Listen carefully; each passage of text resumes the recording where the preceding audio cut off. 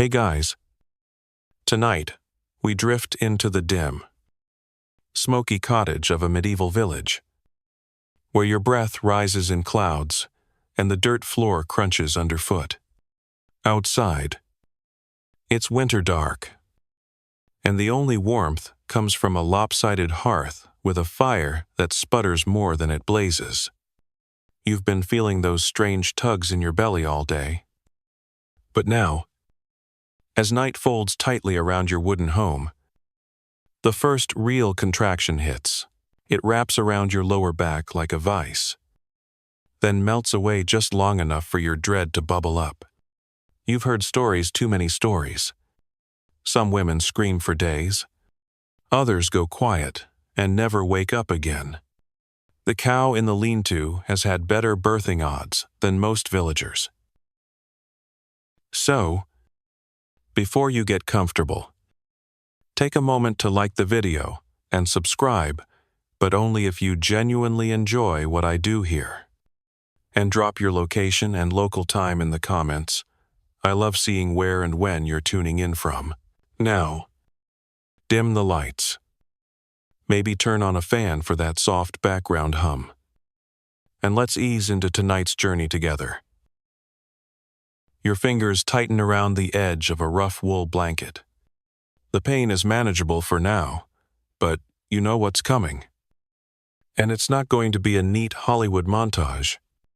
Your husband, to his credit, is nearby, probably pacing the packed earth floor or pretending to mend something outside. The truth is, this whole process scares him more than war or wolves ever could. Birth belongs to women, and to the old gods, and, possibly, to Saint Margaret, patron saint of childbirth, who once exploded out of a dragon's stomach, which is somehow supposed to be comforting. The cottage smells of smoke, damp rushes, and fermented cabbage. You're surrounded by the essentials: firewood, a low bed stuffed with straw, a few pewter bowls, some stale bread, and an uneasy silence. The only person who seems unfazed is the family chicken that keeps trying to peck at your discarded stocking. You shift on your feet, hips aching, and try to time the pain. Is this every 20 minutes? Every 15? You're not sure. There's no clock, and the candle stub in the wall niche offers no help. Just flickering shadows that make your tiny house feel like it's breathing with you. You mutter a quick prayer to the Virgin Mary. Not because you're especially devout, but because you've heard she's got a soft spot for mothers, and right now, you'll take all the heavenly favor you can get. Your back arches as another contraction rolls in. It's sharper this time, like something inside is being twisted and wrung out. You groan softly more from fear than pain and wish the midwife would hurry up. You sent for her hours ago. Or maybe it was only minutes. Time has already begun to slither sideways. Somewhere in the haze, you remember that your aunt died, birthing her fifth, and your cousin's baby came out so still that the priest had to pretend it breathed just to give it a proper burial. The pain subsides again, leaving behind a kind of tingling numbness. You press a hand to your swollen belly, whispering nonsense to the life inside. Maybe they can hear you. Maybe not. But it helps you feel less alone. A gust of wind rattles the wooden shutters, and you hear the soft crunch of footsteps outside. Relief floods through you. It's her. It has to be. And then the latch lifts. She enters like a storm cloaked in shawls, smelling of garlic, rosemary, and the smoke of 10,000 hearths. The midwife. Finally, she clucks her tongue at the cold and stamps her boots, shedding flakes of ice and bits of straw. Already started. Has it? she says, not waiting for an answer. Her voice is raspy, but confident, like someone who shouted instructions in the middle of chaos more times than she can count. She sets down a worn leather bag that bulges with mysterious lumps and jangles with metal tools you'd rather not ask about. You want to say something, ask if everything will be all right? Maybe, but another contraction cuts you off. She watches your face with clinical curiosity and nods, murmuring something under her breath. Could be Latin, could be a curse, possibly both. She pulls out a chunk of beeswax candle and lights it, placing it near your feet. For illumination, sure, but also to ward off bad spirits. Because, yes, childbirth in the Middle Ages isn't just a physical event, it's a spiritual minefield. She's not alone. Behind her trails a younger woman, maybe her apprentice, carrying a bundle of linens and a flask of something strong-smelling, ale spiked with valerian root. Perhaps, or just the midwife's personal courage juice. The younger girl offers you a tight-lipped smile, the kind reserved for lost causes and heroic attempts. Let's get you ready, the midwife says, already rolling up her sleeves. She moves with brisk efficiency, rearranging the furniture like she owns the place. The table gets shoved aside, the bedding fluffed, the floor strewn with more rushes. Privacy? Huh. You can forget that. The neighbor's kid peeks in through the window slats, and you're too exhausted to care. You're guided to squat by the fire to keep your muscles warm. It's not glamorous, but it's better than giving birth in a frozen barn or out in a field, which, let's be honest, happens far more often than you'd like to think. Peasant women work until the very end hauling water, digging gardens, grinding grain, and many babies make their grand entrance mid-task. Like surprise guests at the world's most inconvenient dinner party, the midwife presses a hand to your belly, muttering something about the baby's position. You're not sure what she feels, but her frown deepens. She rummages in her bag and pulls out a lump of soft cheese, a carved wooden spoon, and something wrapped in waxed cloth. None of this reassures you. She hands you the cheese. Eat, she says. You'll need strength. Ah, you chew obediently, even though it tastes like disappointment and barn floor. Meanwhile, she begins chanting a protective verse in a rhythmic drone, like a lullaby sung backwards. The young girl drapes a cloth over your shoulders. It's scratchy but warm. The wind howls through the thatched roof, and you feel another contraction swell, this one fierce enough to curl your toes. You squeeze your eyes shut, leaning into the pain, willing it to pass. But there's no escaping. You are here, in this moment, the centuries folding away behind you. The aches, the rituals, the fears, they're all woven into your bones now. Historians still argue whether medieval midwives were more healer or hedge witch. But right now, you don't care what they were. All you care about is getting this baby earthside with your own life intact. The fire pops loudly, almost like punctuation, and the midwife hums a new tune under her breath. The night stretches long and low, thick with shadows and smoke. And you brave. Trembling, you dig your nails into the world and get ready to bring forth life.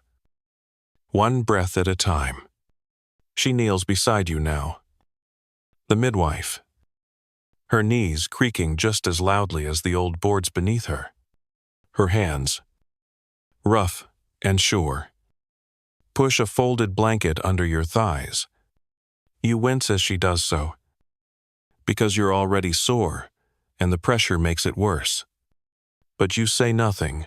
You've been taught to bear pain silently. Complaining doesn't ease it. And besides, what would be the point? It's not like she has an epidural in that bulging leather pouch. No. What she brings instead are old secrets, passed from woman to woman, often whispered more than spoken. Techniques that may or may not work, but in the middle of the night, with the pain rising like a tide, you'll try anything. She pulls out a thick rope and hangs it from one of the ceiling beams, tying it tightly with hands that have done this too many times to count. Hold this when the time comes, she says. It'll help. You squint up at the rope. It looks frayed, worn, maybe older than you are. But sure, rope it is. A loud pop from the hearth startles you, and a new wave of pain ripples through your body. You clutch the rope just in case, feeling its roughness bite into your palms. The young assistant hovers nearby, eyes wide and cheeks flushed, clearly trying to remember her training. She hands the midwife a bundle of cloths, and the older woman nods approvingly. They're already stained, probably reused from a dozen other births. But in this village, nothing goes to waste. Not linen, not string, not breath. The room smells now of sweat and anticipation, of singed herbs and wood smoke. You can almost taste the tension, thick and sour. A dog whines outside, scratching at the door. The midwife mutters something in her native tongue, Breton, maybe then spits into the fire for luck. That's not in any prayer book. But you don't question it. She asks you to lie back. You do. But not fully. It's impossible to find a comfortable position. Every angle feels like betrayal. She kneads your belly gently. Then, not so gently, trying to determine the baby's angle, turned sideways. She mumbles, might fix itself. You don't like how she says might. She dips her fingers into a jar of pungent salve and rubs it along your belly. It's warm, tingly, not unpleasant, and smells like thyme mixed with something else. You can't place something bitter, earthy, almost metallic. Witch, hazel, and bear fat, she says, seeing your expression. Good for swelling. Better than prayer. I'll quote. You appreciate her honesty. She doesn't sugarcoat things like your mother did when she told you that childbirth was natural. Natural like lightning strikes. Or drowning. Another contraction rises, and this time it feels like your spine is folding in half. You groan. Lower. Deeper now. And the midwife leans in. That's it. Don't fight it. Let it roll through. She places a hand on your forehead, surprisingly gentle, and dabs your face with a damp cloth. You're doing fine, she murmurs. Better than most? That's nice to hear, even if it's probably a lie. You glance at the small fire, imagining yourself as one of the glowing coals burning, breaking, changing shape. The pain shifts again. Lower now. Deeper. You want to scream, but also want to disappear. Both at once. A sudden knock rattles the door. The young girl startles and nearly drops the stack of cloths in her arms. The midwife raises an eyebrow. Probably your aunt, she says. They always come right when you're nearly split in two. Oh.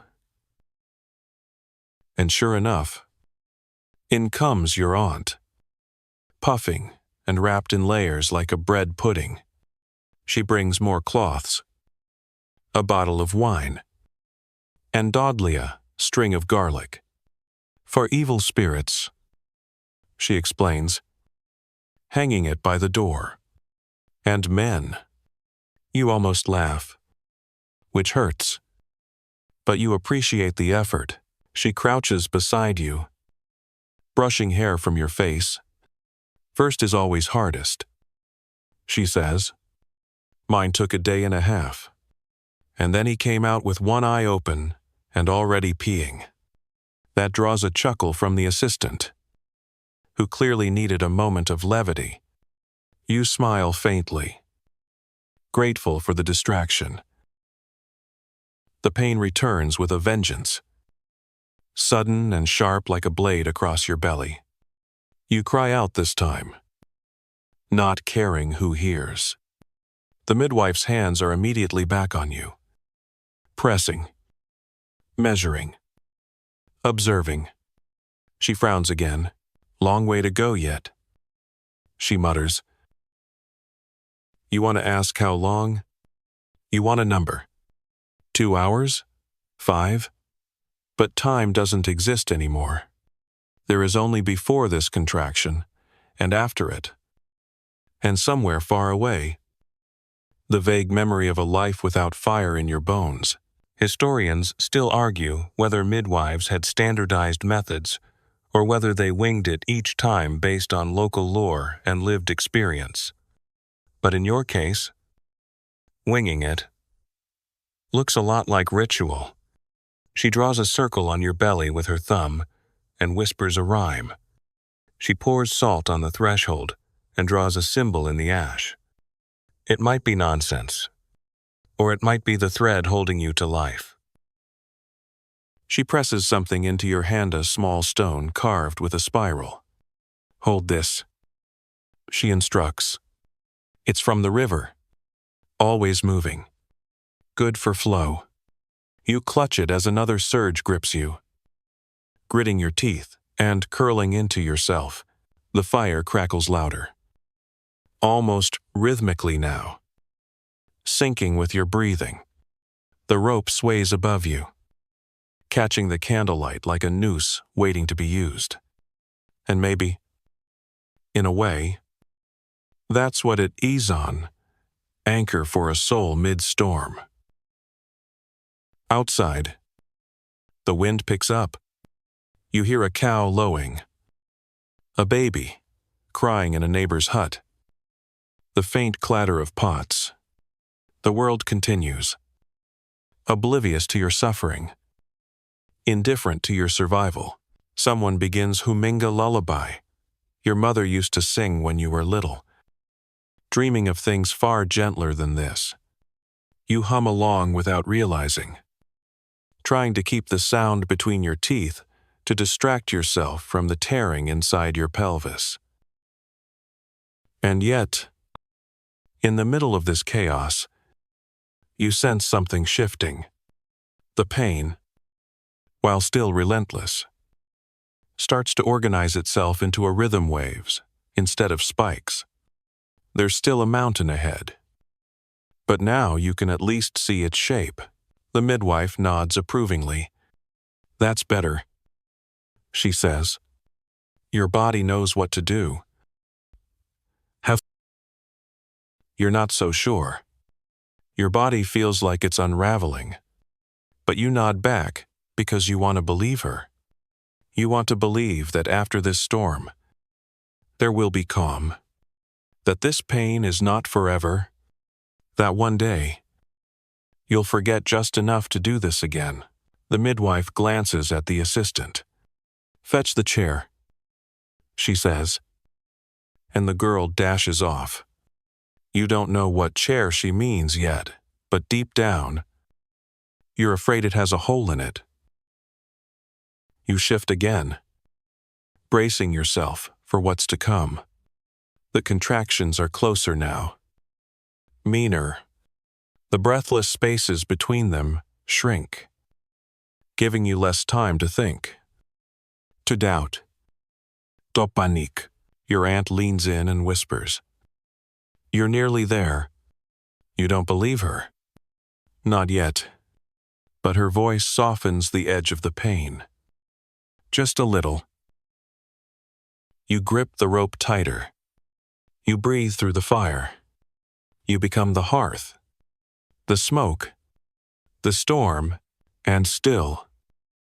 The midwife stays beside you, watching every flicker of your face, every twitch of your toes, every tremble of your belly, ready. Because when the next wave hits, and the next after that, you'll need her. You'll need all of them, and most of all, you'll need yourself. The birthing chair is exactly what you feared. A squat, creaky wooden contraption with 3 legs instead of 4, because symmetry is apparently overrated, and a hole in the middle that seems both comically small and horrifyingly large. Depending on your mood, it's dragged in with great ceremony by the midwife's assistant, who looks like she'd rather be anywhere else. Your aunt eyes it with a frown.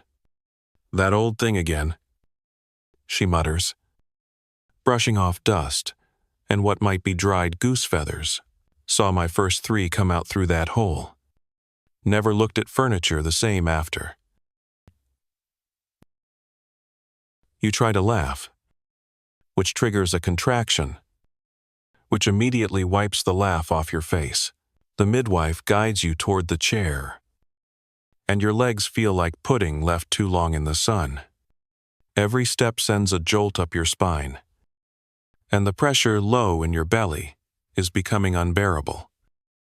Like something is wedged there, with no intention of budging. As you lower yourself down, the chair gives a suspicious creak, but holds. For now, it has no back, no cushion, and definitely no ergonomic lumbar support. You grip the sides and pray the thing doesn't collapse mid-push. The midwife slides a basin beneath the chair to catch whatever gravity decides to gift her. Charming. The assistant places a folded cloth across your knees. Maybe for modesty. Maybe for warmth. Either way. Modesty left the building hours ago. Right around the time you screamed at your husband to stop pacing, or you'd birthed the baby into his boots, the fire has burned lower now. The red coals pulsing like a second heartbeat in the room. It's warmer near the flames, but your back is slick with sweat anyway, and your hair clings to your forehead in limp. Salty curls. The birthing chair has a high enough seat to let gravity do its work, but not so high that you feel like a queen. If anything, it's more of a throne of misery. Your throne. A loud pop from your pelvis catches everyone's attention. The midwife raises an eyebrow. That's progress, she says, her voice low and steady. Like a sea captain mid-tempest, she motions to your aunt, who wedges herself behind you, steadying your shoulders with her bulk and breathing loudly into your ear.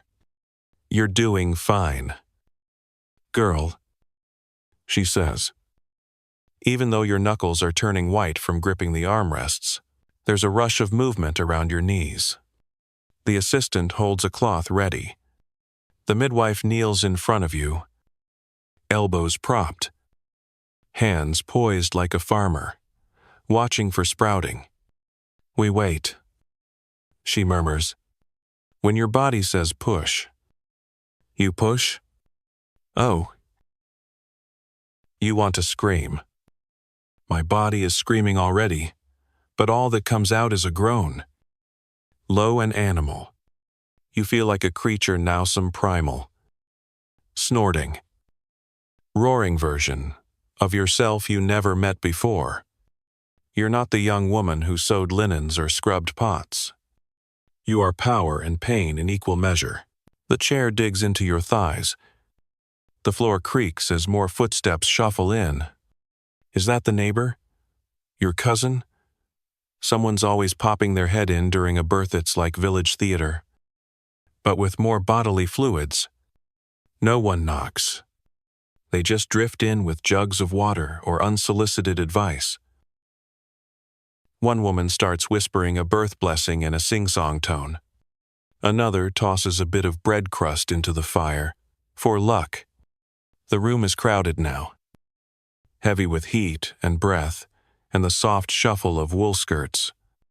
It's more ceremony than medical procedure. And yet you find comfort in the chorus of women who've all sat on this same cursed chair. Historians still argue whether this much involvement from neighbors was practical or spiritual. Maybe it's both. A communal attempt to usher life into the world without losing the one bearing it. Either way, privacy isn't an option. Your business is everyone's business now. And that includes your cervix. A sudden wave of pressure has you gasping. Now, the midwife says. You bear down. It's instinctual, like coughing or crying. And it feels like you might split in two. The world narrows to the space between your knees, to the face of the midwife, to the sensation of fire in your bones. You release and pant. The crowd shifts.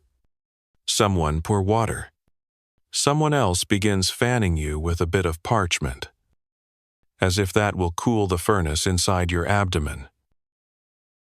Another push. This one is worse. You cry out, long and loud, and something tells you it won't be the last time tonight. The midwife checks your progress. Her face is unreadable, but her nod is encouraging. The assistant slips a small amulet under your foot. For strength, she whispers. It's a bit of pewter, shaped like a star. You don't know if it's Christian or pagan or something in between. But at this point, you'd hug a statue of a talking turnip if it meant an easier delivery. The door creaks again. This time, it's an older woman, gray-haired and stooped, walking with a cane and carrying a tiny bag of bones. Literally, just passing through, she says vaguely, and everyone makes a suspicious amount of room for her. The assistant looks nervous. The midwife says nothing. You catch a whiff of something herbal and spice and nettle, maybe wormwood. The old woman drops the bones near the hearth and mumbles something. No one objects. Apparently, she's the kind of guest you don't question. The midwife glances at you. Rest while you can, she says. The next push will be mean. She's right. The next one feels like your hips are being sawed apart.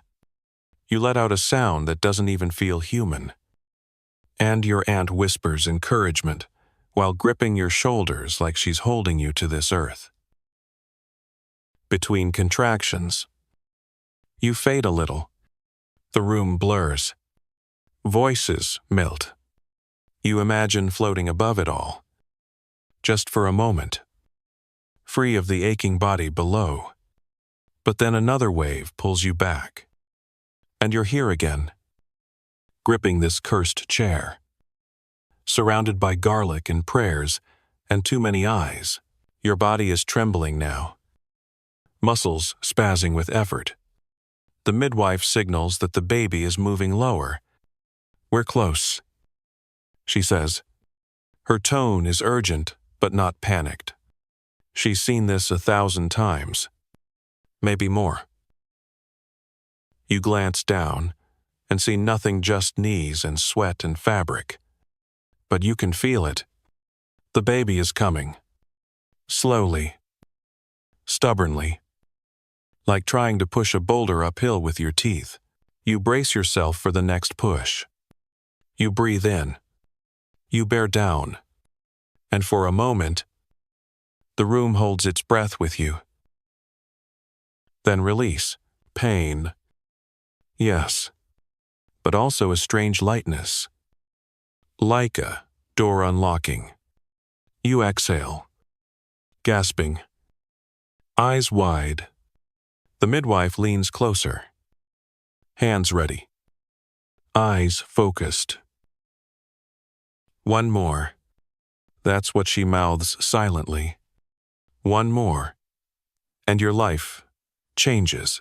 You grip the armrests again, feeling every splinter in the wood, every tremor in your thighs, every scream trapped in your throat.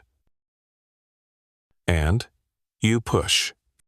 Your scream cracks through the air like a bolt of lightning. And for a breathless moment, everything in the room goes still.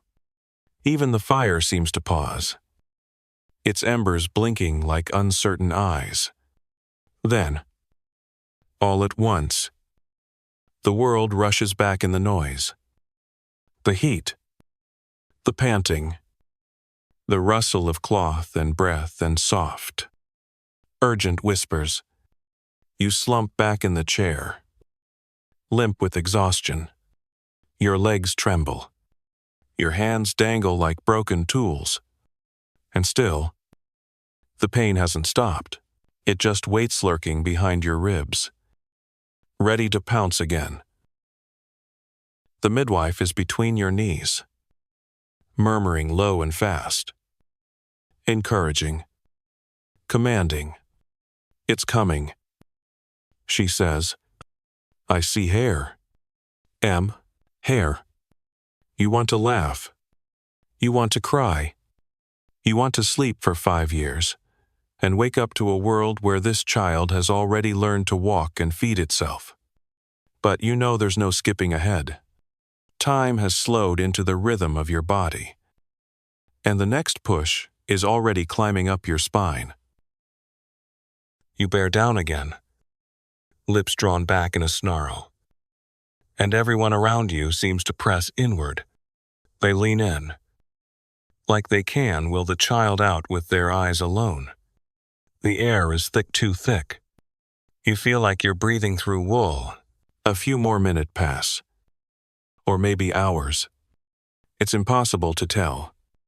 The only thing certain is the ache in your bones, the sharp burn between your thighs, and the fire of effort that just won't quit. You are becoming something else now, something forged in pain and breath and earth. And you are not alone. Around you, the village women continue their soft chorus of help and hope.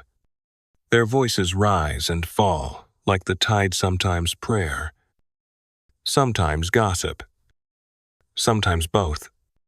You overhear one say something about your baby being due on St. Bridget's Day, which is supposed to bring luck. Another murmurs that red hair means the child will be feisty. And you hope she's wrong. You're not sure you have enough energy left to raise a child who screams as much as you do. And as you pant through another wave, your mind flashes back to the last 9 months. The odd rules, the warnings, the sideways glances from neighbors. You were told to avoid looking at ugly animals, lest your baby turn out the same. You were forbidden to eat rabbit, since rabbits are fickle and your child might inherit their nerves. You remember how you avoided strong cheese and salted fish, not because you didn't want them, but because some aunt insisted they would stick the baby inside you. Whatever that means, historians still argue whether medieval pregnancy taboos were rooted in medical theory or just sheer superstition. But you didn't take chances. You tied ribbons around your waist. You kissed relics at the chapel. You whispered, "Blessings to the full moon." And when you passed that woman with a crooked eye who always muttered at chickens, you spun 3 times counterclockwise, just in case. Now, none of it matters, except what your body can do. And what it's doing is pushing hard. The midwife leans in closer. You're crowning, she says. Keep going. Breathe. Don't hold your breath, breathe through it. You try? You really do. But it feels like your skin is splitting. Like fire and ice are battling in your pelvis. You grab the rope hanging from the ceiling, using it to brace yourself, to pull, to scream into. Your aunt is behind you again, whispering encouragement into your hair, fanning your face with her apron. You're almost there. She lies. The worst is over. Oh, back. You know it's not. But the lie helps. With one more guttural push, you feel a release, a not total, but enough. Something gives. The midwife's voice rises an octave. Head is out, she says. Don't push now. Let me just breathe. Breathe. You gasp. Bunting. Eyes wide. The pain doesn't stop, but it shifts, changes, shape. You feel pressure, stretching, movement. You hear murmurs of awe and the soft thud of someone collapsing onto a stool. Then the midwife speaks again. One more. Love. Shoulders. Oh, and you push. You dig into yourself. You summon everything you didn't know you had. And with a slick, strange sensation and a loud sob that might be yours, the baby is born. There's a beat, a long one, and then a cry. A sharp, thin, furious wail fills the cottage, cutting through the smoke and sweat like a knife. Everyone exhales. You collapse backward, sobbing with exhaustion, disbelief, and something else that doesn't have a name yet. Relief? Wonder?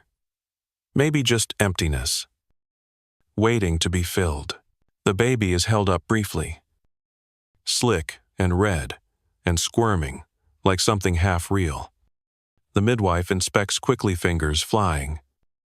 He's narrowed, checking for fingers, toes, breath, signs, good lungs, she mutters, half smiling. Very good lungs. How? The baby is wrapped in rough cloth, rubbed briskly to encourage circulation, then handed to you.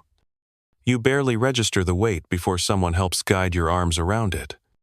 It's so small, so loud, so alive. You stare down at the bundle, unsure whether to laugh or cry. You do both. You lean your cheek against the baby's damp head and breathe in its scent, earthy, sweet, slightly sour. The midwife is already preparing for the next part. Because yes, you're not done. The afterbirth is still waiting. Like the encore act no one asked for. But for now, you hold your child and take a moment that feels outside of time. This small person, warm and angry, and here, is yours. And you did that? You, the peasant girl who once tripped over her own hem while chasing a chicken. You who were warned you were too frail. Tu pale. Too something. You who followed every strange rule the village threw at you. The assistant hurries to clean up the cloths. The blood. The basin. She tosses more herbs on the firebay leaves and mugwort. The scent rises, sharp and bitter. meant to drive out evil spirits and settle your womb. You can barely hear the chatter around you anymore. The women speak in low tones, some delighted, some disapproving. One, saying your baby's ears look like your husband's. Poor thing. Someone places a cup of warm broth in your hand, which you promptly spill on yourself because your arms are jelly and your mind is somewhere between the clouds and the dirt floor. The midwife leans close, inspecting your face.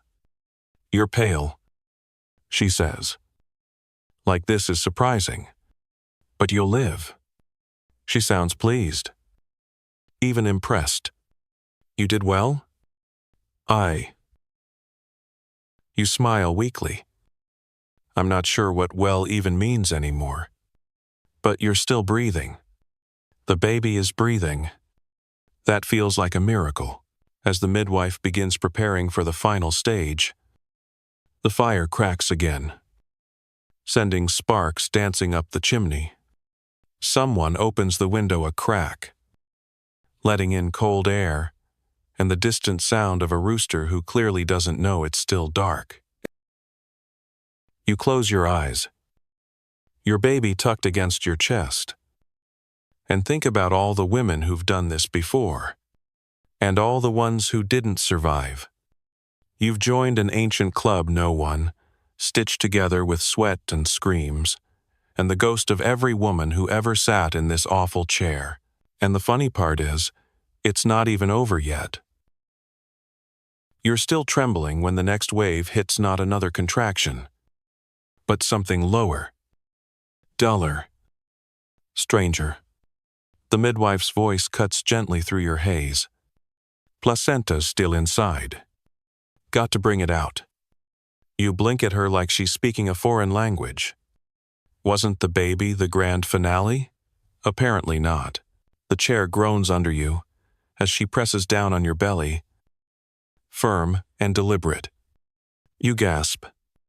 It's not sharp like before. More like a bruised ache, blooming outward. Almost done, she says. Almost? She mutters again. A chant, or maybe just a very tired list of instructions to herself. She's covered in sweat, too. You realize, though hers smells of effort and dried sage, she reaches beneath you and does something that makes your whole body flinch. You want to argue that surely one act of unimaginable pain per night is enough. But your body has its own ideas. Another cramp rises. The placenta detaches with a nauseating slurp. Like wet bread peeling from stone, the midwife catches it in the basin, inspecting it carefully, prodding it like a butcher with a particularly interesting cut of meat. You don't ask why. You don't want to know. She gives a satisfied grunt. Whole, she says, as though talking about a loaf of bread. That's good. The apprentice leans in, curious. What if it wasn't? The midwife's face darkens. Then we'd be in for a long night. You don't ask her to explain. You don't want to picture what happens when pieces are left behind. But you get the sense it involves more blood than anyone wants to clean up. The assistant folds the afterbirth in a square of cloth. Carefully, reverently. What should we do with it? She asks. The midwife shrugs. Her choice. Compost. Bury. Feed it to the pigs. If they're hungry enough. You blink. That last bit had to be a joke, right? Your aunt gently lays a cool cloth on your forehead. We'll bury it, she says. Under the doorstep. Anchors the child to the home. You nod faintly. Not because you understand, but because it sounds right. Everyone around you acts like it's common sense. And in a world where babies disappear as easily as smoke, Maybe any bit of anchoring helps. Historians still debate whether peasant beliefs about the placenta were more symbolic or survivalist. But right now, with your baby's weight pressing into your chest and your body still pulsing from effort, you don't care if it's science or superstition. You just want things to be quiet for a while. The fires burned low. Only a faint orange glow remains. You're cold again, and someone covers your legs with a wool blanket that smells like sheep and old tears. The baby squirms, whimpering now instead of screaming. It makes a soft snuffling sound, searching, rooting instinctively toward your breast. You hesitate. This part was never really explained to you, at least not with details. Feeding, I'm sure. But how? The baby finds its mark, latches on, and suddenly, you are both part of a silent conversation older than memory. It hurts, but it's a clean hurt. Like skin, stretching rather than tearing. You breathe through it. Your body has more to give. Apparently, more milk, more warmth, more tenderness. Even when you feel like an empty jug, the apprentice watches you nurse with wide eyes. Then glances at the midwife. "Should I take notes?" she asks. The older woman just snorts. "Take notes? What are you? A monk? Watch and remember. That's how it's always been." The girl nods quickly and offers you a cup of warm ale, sweetened with honey and maybe a hint of ginger. It's surprisingly soothing. You sip slowly, your hands still shaking. Your baby falls asleep at your breast. Mouth slack. Tiny fist curled near your heart. You stare at the wisps of hair on its head, damp and soft, like corn silk. There's a birthmark just under the left ear. A little smudge of red like a thumbprint. Someone asks if you want to name the child now. You shake your head. Not yet. It's too soon. Not because you haven't thought of names, you have. Dozens. But because you've heard the stories. You know what can happen. Best not to tempt fate by speaking too soon. Best to wait until it's baptized. Until it's safe. The room has quieted. Some of the women have gone home, murmuring their good nights as they duck into the cold. Your cousin left bread near the fire. Your neighbor slipped a charm beneath your pillow when she thought no one was watching a small wax figure. Misshapen. Probably meant to ward off spirits or attract good dreams. It's a blur of kindness and strangeness. You lean your head back and close your eyes. Every part of you aches. You're still bleeding, though it's less now. The midwife checks you with quick fingers. "Tore a little," she says. Matter of fact. Could have been worse. You'll heal. Aller. You want to ask how long. But don't. The answer would probably depress you. She reaches into her pouch and pulls out something wrapped in clotha, salve of sheep fat, honey, and herbs. She applies it carefully, with surprising tenderness. The scent of lavender and yarrow fills the air. It helps. Not enough to fix everything, but enough to dull the edge. The apprentice takes notes in her mind, memorizing the method. One day, this might be her job too. If she doesn't get married off first. If she survives her own first birth. You look down at your sleeping baby and wonder if she'll do this someday. If she'll sit in that same awful chair, screaming and sweating and bargaining with whatever gods still bother to listen. You hope not. You hope the world changes. But you know better. Rest, the midwife says, wiping her hands on a cloth. The worst is over. She says it like it's a comfort. But there's a glint in her eye that suggests she's lying. Not out of malice. Just necessity. You rest because you have no choice. Because there's no alternative. Because the baby will wake up soon and want more. Because life keeps going.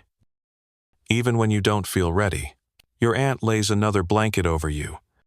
She hums a lullaby.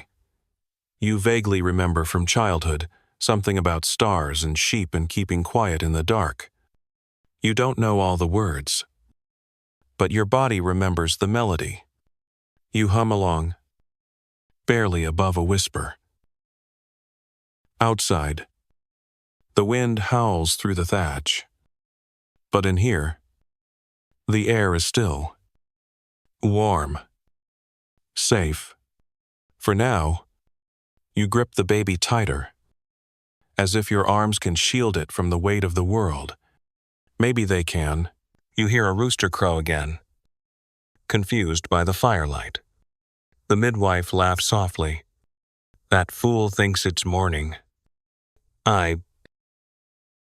You don't tell her that in some ways, it is.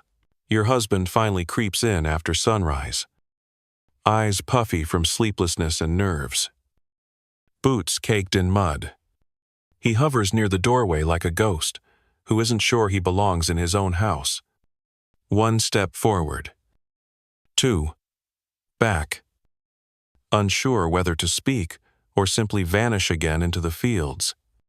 He's brought a bundle of firewood, more out of habit than purpose, and stands holding it like a peace offering. You glance at him from the corner of your eye. Not speaking yet. Too tired to summon a proper reaction. The midwife snorts under her breath. Look who found his legs, she mutters, wiping her hands with exaggerated patience. Was worried the baby'd be on its first harvest by the time he showed.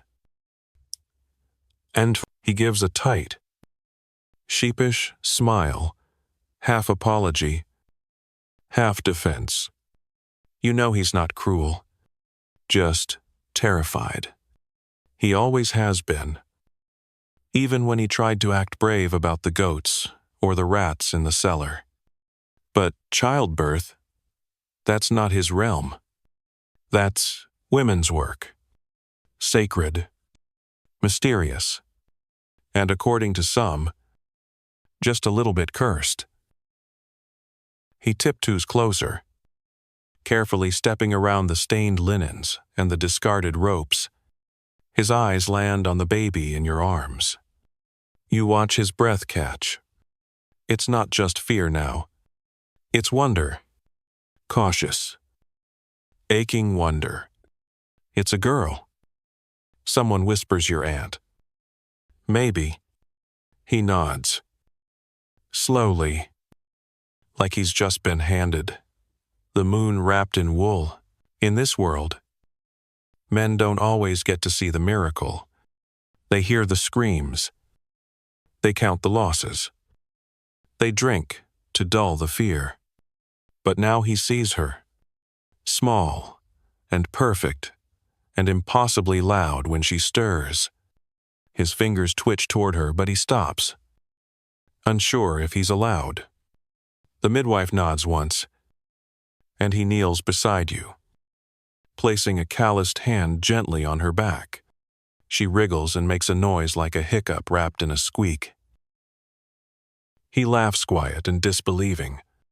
She's got your chin, he murmurs. You don't tell him. She also has his stubborn brow. Let him have this. Then he presses a kiss to your forehead. Clumsy and too quick, but full of things he doesn't know how to say. You close your eyes.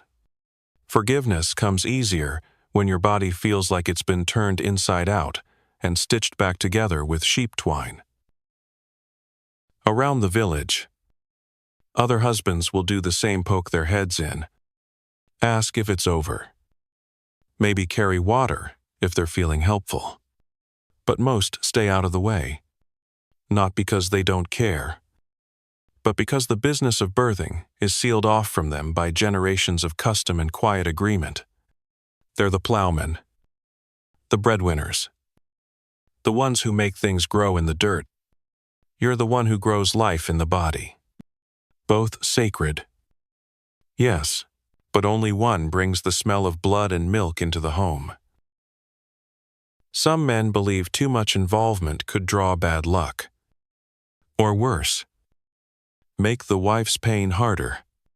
There are old tales, half warnings, half excuse of fathers touching a newborn and watching it wither. Most likely, it's nonsense. But superstition makes for a convenient border, and no one's eager to step over it. Historians still argue whether men were truly forbidden from the birthing chamber, or whether they simply chose to stay out of it.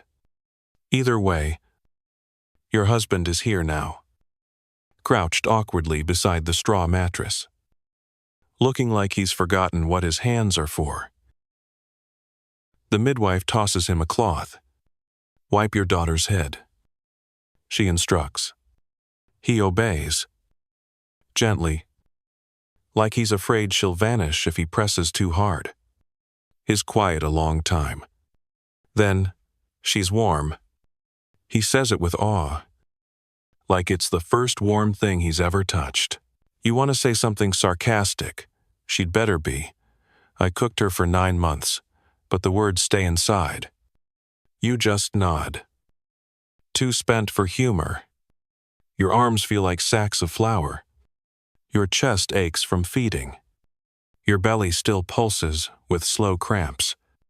And yet, watching him hold her, even for a moment, you feel a sliver of strange comfort. Like maybe this won't all be on your shoulders. A rooster crows again outside. This time, with more conviction. The cottage smells of burned rushes, milk, and whatever the apprentice spilled on the floor in a panic last night. The midwife and your aunt begin cleaning quietly.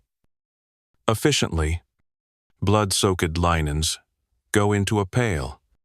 The birthing chair is wiped down and dragged into a corner like a beast put back into its cage. The fire is stoked again, sending lazy curls of smoke into the rafters. You're helped back onto the mattress.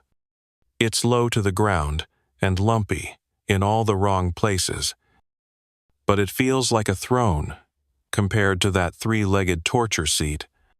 The baby lies next to you, bundled and content for now.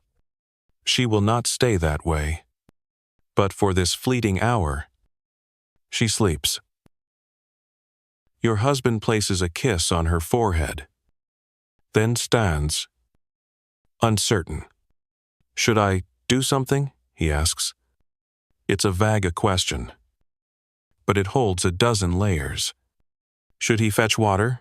Tell the priest? Dig a hole for the afterbirth? Boil oats? You point toward the door with a sleepy nod. Firewood? And bring eggs. Oh, he lights up at the simplicity of the task. Finally, something he can do.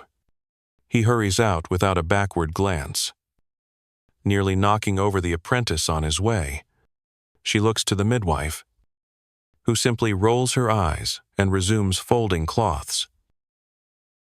You stare up at the beams above your bed, dark with smoke and spider webs, and wonder how many other women have stared at the same wood after giving birth.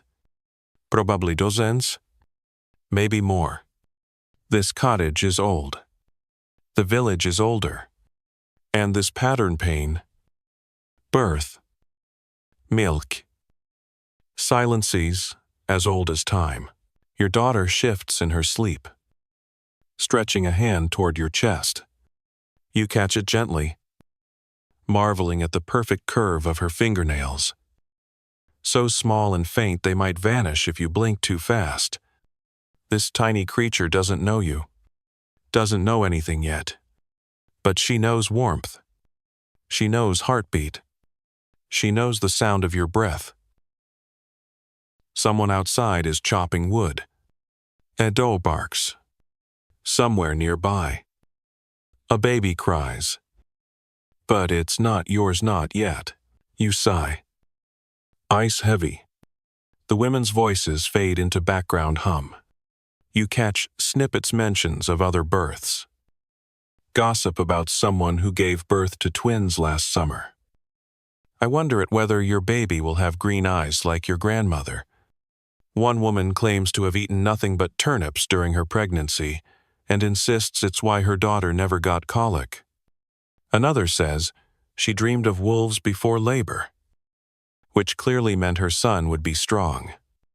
You stop listening. It's all pleasant noise now. The apprentice brings you a bowl of broth, lukewarm and a little oily, but nourishing. You sip slowly, grateful not to be chewing. The midwife leans over and adjusts your blanket. You'll want to sleep while you can. She says, there's more to come. Feeding. Swaddling.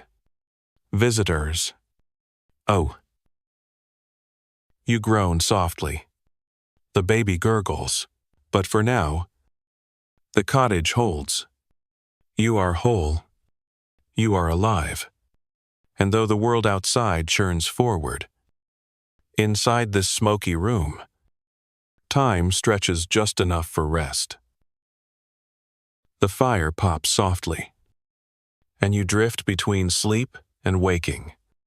Every few minutes, the baby stirs, whimpers, or squirms her way into your ribs like she's trying to crawl back into the warm, echoing cave she just escaped. You shift your weight to soothe her, still half dreaming of fields, rain, and falling stars. But there's no peace without interruption, not in a medieval cottage. And definitely not with a newborn. A pot clangs somewhere behind you. The apprentice winces. Sorry, she whispers. Too loud. The midwife just grunts and stirs something thick and bubbling. It smells medicinal, bitter with mint and maybe dried nettle sand. You sincerely hope it's not meant for you. But then, she drops a soft linen bundle in your lap and tells you to chew it. You groan. It's to help your insides go back where they belong, she says. And to keep the milk flowing? Humstow. You chew. It tastes like a garden in revolt, half parsley, half regret. But you get it down. You'd swallow frogs at this point if it meant healing faster. Your hips feel like cracked clay. Your back is one giant knot. But your breasts, your poor, aching breast chafe become the new stars of the show. Swollen, hot, and already leaking. The apprentice tries not to stare. She'll want to eat again soon. The midwife mutters, glancing at your daughter. Best be ready. Ready is a generous word. You're not ready for anything. But you nod, which is the medieval peasant woman's version of a contract in blood. As the sun edges over the horizon, more visitors appear slowly. One by one. It's like word spread overnight that you survived. And now, the entire village wants a peek. First comes the old widow with the limp, offering you a hard biscuit and a blessing you don't quite understand. Then your cousin, who already has 5 children and 0 sympathy. Just curiosity. Did it hurt? She asks. Wide-eyed. You stare at her for a solid 10 seconds before muttering, No. It was like sneezing out a loaf of bread. Okay. She laughs like it's a joke. It wasn't. A neighbor slips in with a bottle of some homemade tonic liquid. The color of Rustand insists it helps with cramps. She pours a splash into your tea without asking. You're fairly certain it's just strong ale with a rosemary sprig floating in it. But, whatever. The smell alone could knock out a mule. You sip it anyway. The midwife, now seated with a bit of embroidery, watches everyone with a hawk's eye. She may be resting, but she misses nothing. She interrupts only to bark orders or correct someone's swaddling technique.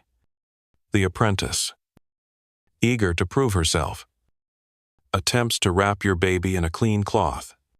She ends up looking like she's mummifying a chicken. The baby protests loudly. The midwife snatches the child, smooths the cloth, and rewraps her with 2 quick flips of her wrist. Keep the arms pinned, she says. Loose babies don't sleep. Loose babies kick. Huh. You store that little gem in your tired brain, next to always boil the shears and never give fennel to a gassy goat. Medieval motherhood is nothing if not an ongoing crash course. Your aunt returns, bearing a bundle of herbs tied in twine. She hangs it above your doorframe with a whisper. To ward off the evil eye, she says, and flies. Apparently, the two go hand in hand. Herbs are everywhere, now stuffed in the mattress, simmering in pots, even tucked under your pillow. You've never smelled so green. One sachet is so pungent, it makes your nose itch. Camphor, the midwife says. Good for the blood. You note again. Of course it is. Historians still argue whether these herbal customs were effective medicine or ritual performance. But in your current state, the difference feels meaningless. If a pouch of dried marjoram keeps your uterus from falling out, you'll take 2. The apprentice fumbles with your baby's blanket again. She means well, but you can tell she's nervous. Her hands hover too long. Her face too serious. At one point, she whispers, I read that mustard seed under the tongue can stop bleeding. The midwife doesn't even look up from her stitching. It can also choke a baby, she says dryly. Your baby fusses, not kite crying, just letting the world know she's awake and unimpressed. You shift her, trying to remember how the midwife showed you to hold her.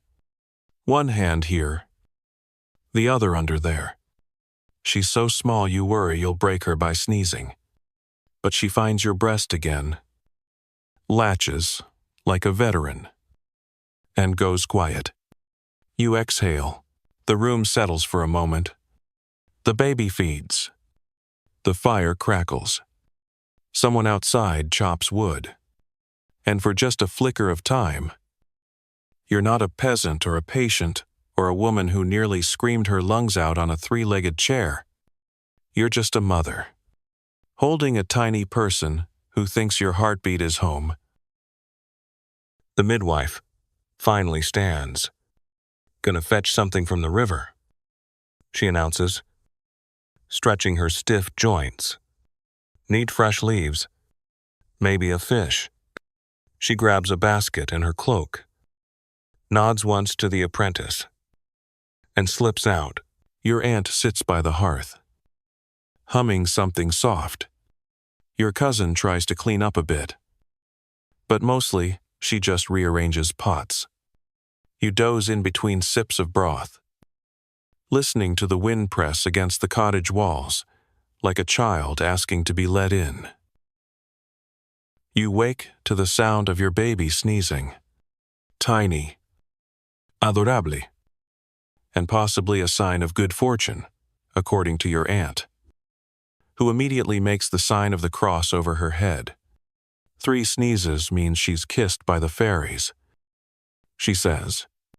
4 means she'll outlive you. You look at the baby.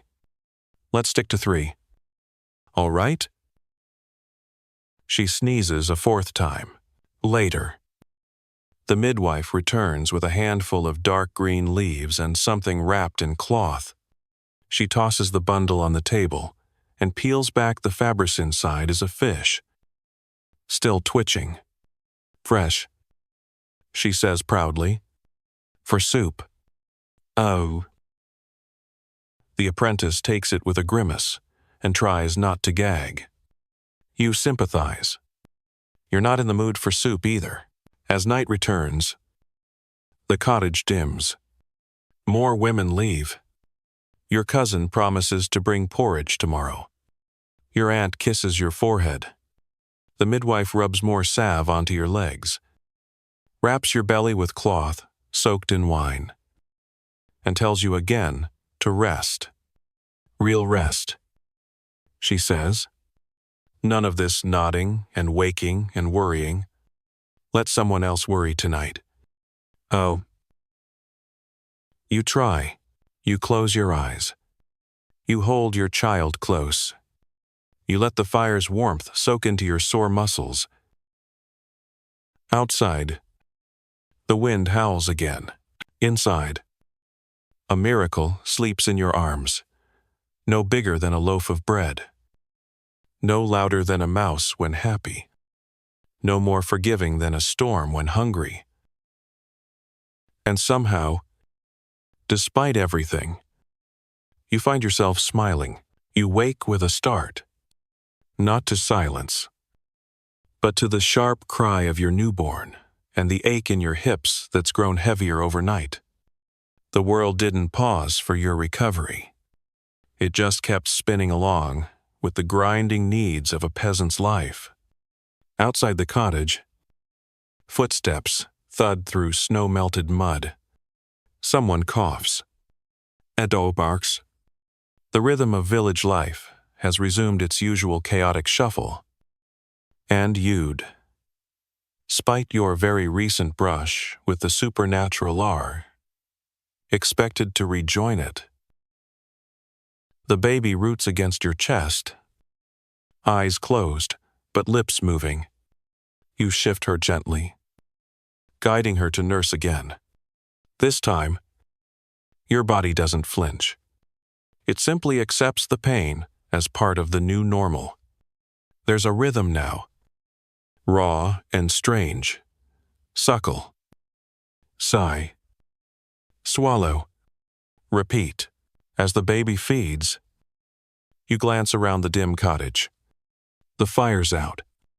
The embers whisper faint warmth. But you'll need more kindling soon. A pot hangs empty, swinging slightly with every gust from the window shutter that won't quite stay closed. And beside Ublis Hertha, apprentice snores softly, curled up on a sheepskin rug, with her face still streaked from yesterday's anxiety. The midwife is gone again, likely out gathering more herbs or inspecting another expectant mother. She never stays long, unless she senses trouble. And despite your soreness, despite the swelling, despite the way your insides feel like they've been through a barley thresher, she must think you'll pull through. Comforting. Sort of. You shift your weight and wince. Your legs still tremble when you try to stand. You wonder if you'll ever walk properly again. But the baby is full. And that means temporarily, at least you're free. She dozes against your chest. Mouth slack and warm. Her tiny breath tickles your collarbone. You close your eyes again. But not for long. The church bell rings once. Twice. Echoing across the fields. Not a death toll. Not a call to mass just. The ordinary announcement that time is passing. And no one cares that you're exhausted. You sigh. Your aunt returns with a cloth bundle under one arm and an expression that says she's not here to coddle you.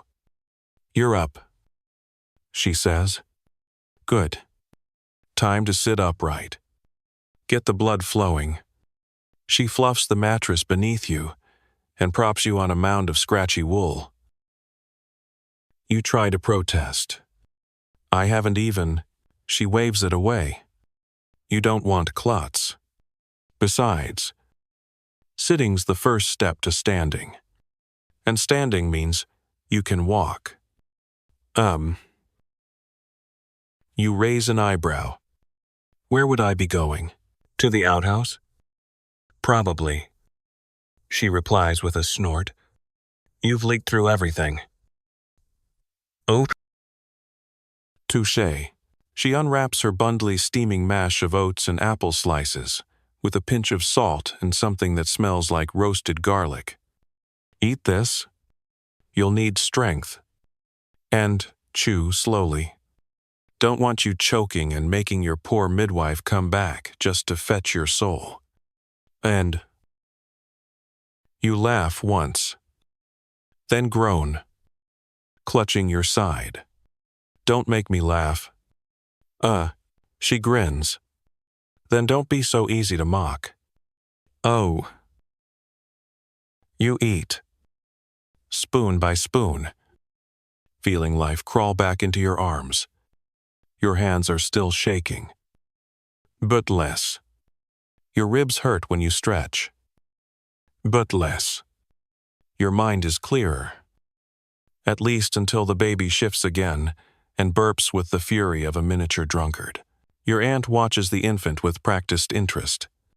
She's got a good grip, she says. Strong cry. 2. My first was quiet. We thought it meant she'd be peaceful. Turned out she was just waiting to argue properly. You smile. Remembering that daughter now, a teenager with more opinions than goats, and yet, even among the jokes, there's an undercurrent of worry. Everyone knows the first few days are fragile. You've seen it too many times, women who seemed fine, then variant. Babies who thrived, then didn't. Every hiccup, every little spasm, could mean something, or nothing. That's the torment of it, the mystery. Historians still argue whether medieval peasant women had access to consistent postnatal care, or whether it was mostly luck and female intuition. Judging by your current situation, it's definitely a mix of both, with a healthy dash of superstition.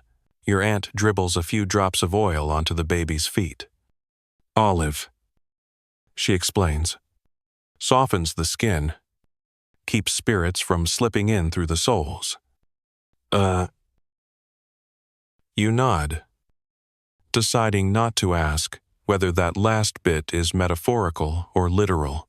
Later, your neighbor arrives, carrying a bowl of broth and a suspiciously lumpy cloth sack.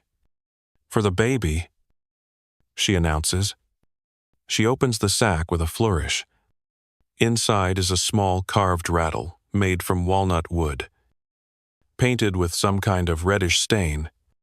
My husband made it, she says proudly, from the branch that split during last month's storm.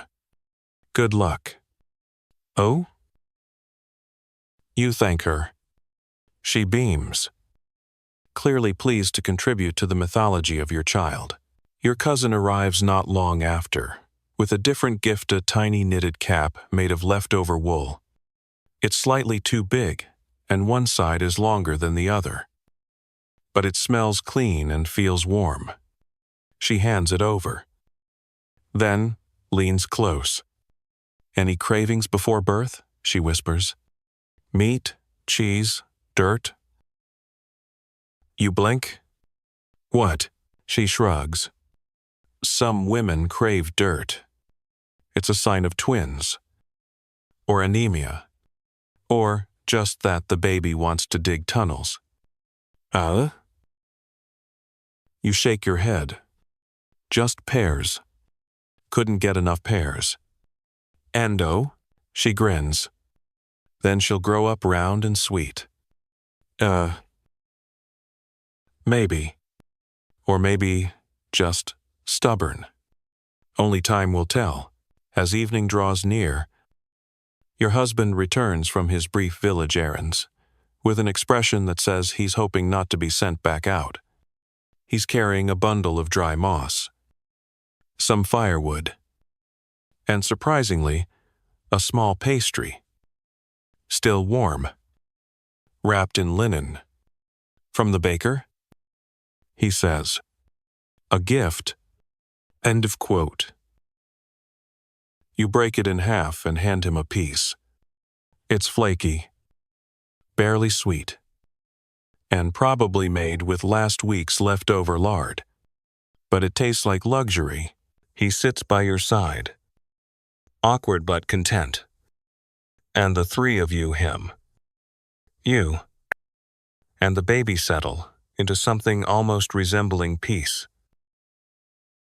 Almost, because as the baby lets out another cry and your breasts ache again with the urgency of feeding, you remember.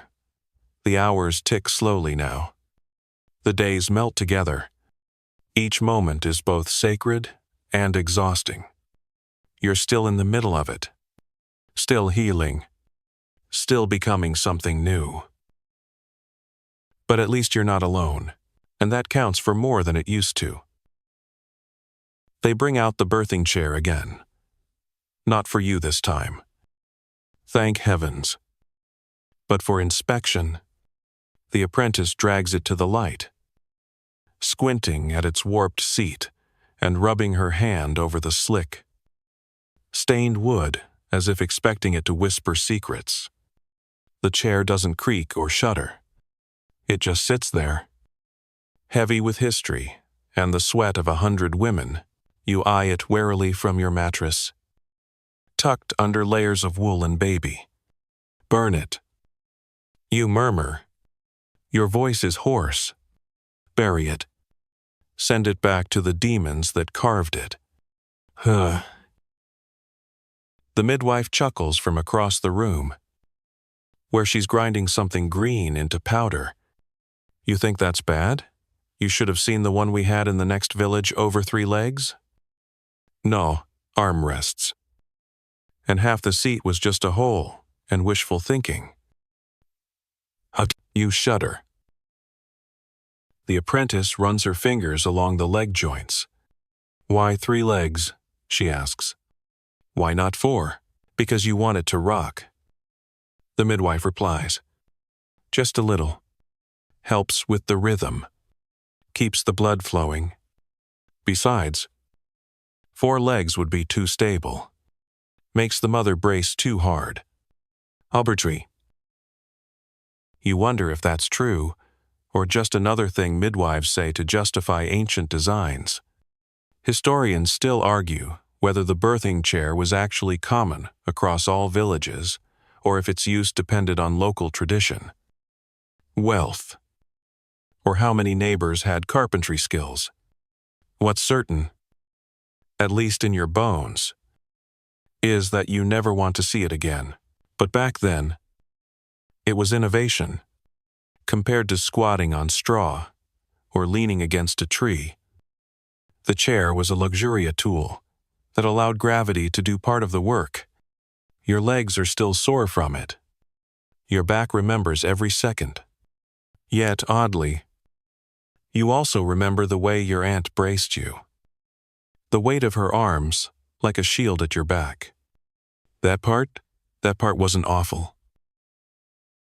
The apprentice pulls something from beneath the siata, tiny bundle of dried flowers, tied with faded thread. What's this? The midwife squints, wipes her hands, and walks over. She picks up the bundle, sniffs it, then raises an eyebrow. Lavender.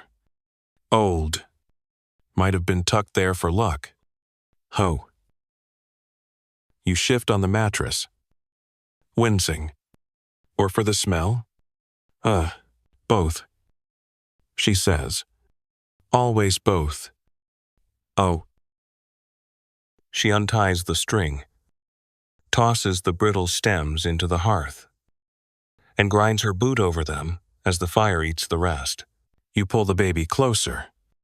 She's sleeping again, curled against your chest like a warm loaf. Her breath is tiny and rhythmic, her fingers twitching in dreams. You wonder what babies dream about before they've seen anything worth remembering. Your cousin pokes her head through the doorway. You still bleeding? You blink. Yes. Oh. She nods. Satisfied. Means you'll heal right.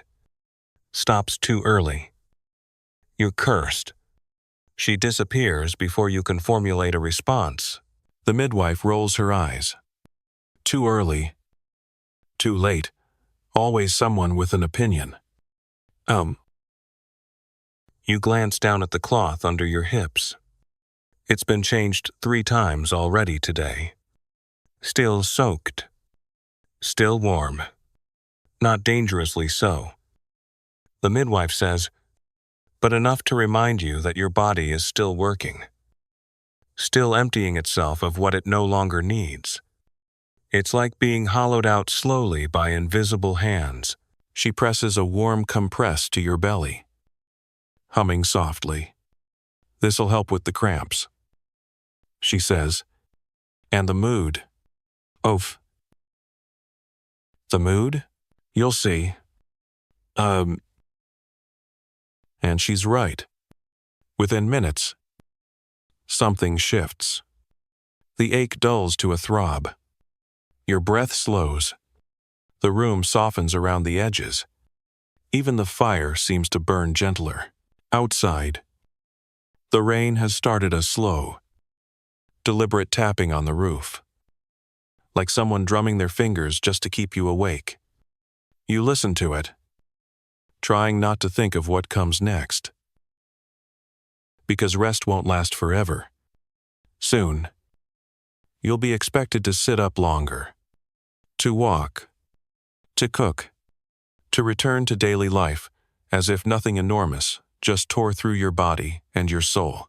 In some parts of the countryside, you've heard, noble women can rest for 40 days. They're kept in clean, warm chambers, fed broth and sweet wine, and handed their babies only when they feel like it. You try not to be bitter, but it's hard not to imagine what that must feel like. Clean sheets, quiet, someone to comb your hair. Here, your luxury is a bed near the hearth and a cousin who remembers to bring boiled water. You've also heard of women who give birth in the fields who squat between rows of wheat, bite down on sticks, and keep working before the hour is out. You suspect that's a myth passed around by men who've never seen birth. But still, it lingers in the village as a sort of gold standard. My great-grandmother birthed twins during haymaking and still made dinner. Someone will say. Sure she did. The apprentice turns the birthing chair onto its side and starts scrubbing it with vinegar and lye. She winces at the stains, but doesn't stop. This one will last a few more years, she says to no one in particular. It's solid. You wonder who will sit on it next. Maybe your cousin. Maybe her cousin. Maybe even you again. If the gods feel especially cruel, you close your eyes and try not to imagine it. The baby wakes, stretching, mouth wide in a yawn that crumples her whole face. You shift to feed her again. The pain sharp at first, but already less than yesterday. Your body is learning, or forgetting. Probably both. The midwife watches you with an approving nod. You'll do fine, she says. You almost believe her. She folds the cleaned birthing cloths and tucks them away. We save these for next time. She says, "Good luck in old linen." Ugh. You want to ask if anything in childbirth isn't about luck, but instead you just say, "Thank you." She shrugs. "Don't thank me yet. Wait until you're walking." How? The apprentice reassembles the chair and slides it back into the corner. Beneath the shelf, with the carved figures and dried rosemary, it sits quietly, hunched like a sleeping animal. Waiting for the next life to arrive, screaming into the world through pain and fire and the hands of tired women who keep doing this. Again and again. Because someone has to. You shift the baby to your other arm and whisper to her, "Never trust a chair with a hole in the middle." She hiccups once in response. Good girl. The cottage fills again. But this time, not with midwives or blood-soaked cloths. Today, it's woman sisters, cousins, neighbors each with their own child slung on a hip or tied to their back. They arrive in waves like migrating birds, fluttering into the warm room with baskets of food and questions you're too tired to answer properly. You nod a lot. Smile when necessary. Try not to leak from both ends at once. One woman brings a wheel of hard cheese. Another sets down a bundle of onions and a crock of thick, coarse salt. A third offers a still warm pie filled with something gray and unidentifiable. Meat. She assures you. Probably. They crowd around your bed, peering at the baby with the practiced gaze of mothers who've seen hundreds. Her ears are long. Someone notes. That's good luck. Another whispers. Eyes like a hare. She'll be quick. The midwife rolls her eyes from across the room. She's 3 days old. She's not running a race. Hover, but the women ignore her, cooing and poking and arguing softly about whether the baby looks more like your mother or your husband's uncle, who had the big ears and a fondness for honey wine. You let them talk. It's easier that way. One of them lifts the baby from your arms without asking, bouncing her gently while murmuring a lullaby you vaguely remember from childhood. You suppress the sudden stab of panic. She's only holding her. She's not taking her. Your aunt sees your expression and leans in. You get used to it. She says, "We share. That's how we survive." And it's true. In this village, babies are everyone's business. If one cries in the night, someone brings a cloth. If one goes too quiet, someone checks. If one falls ill, the whole street goes cold. You've grown up in it, this web of mothers and sisters and ancient aunties who still spit into their palms before tying baby bonnets. The baby is passed from arm to arm, each woman rocking her with slightly different rhythms. You watch as she's handled like something precious, but not fragile, like bread dough soft, strong, full of potential. You start to breathe easier. Someone plucks lice from your hair. "Hold still," she says, casually. "You've got a few." Huh. Of course you do. Everyone does. It's not personal, just part of life. The same woman pats your shoulder affectionately. "You look better than I did," she says. "I thought I was going to die after my second. Couldn't sit straight for a week." Ew, you nod. "Feels like a horse kicked me." Oh, that's a good sign. Another woman says brightly. Means your hips are strong. On. You glance at the midwife for confirmation. She just snorts into her cup. The baby fusses again and is quickly returned to you, like a royal being placed back on her throne. You feed her. Automatically now. One arm supporting her. The other picking idly at a loose thread in the blanket. Your breasts ache. But less. Your body hurts. But differently. Recovery is a patchwork. One part healing, while another part frays. You notice one woman squatting by the hearth, toasting barley over a low flame. She hums a song with no words and flips the grain with careful fingers. When she's done, she pours it into a cloth pouch and ties it tight. For your pillow, she explains. Warm barley draws out the ache.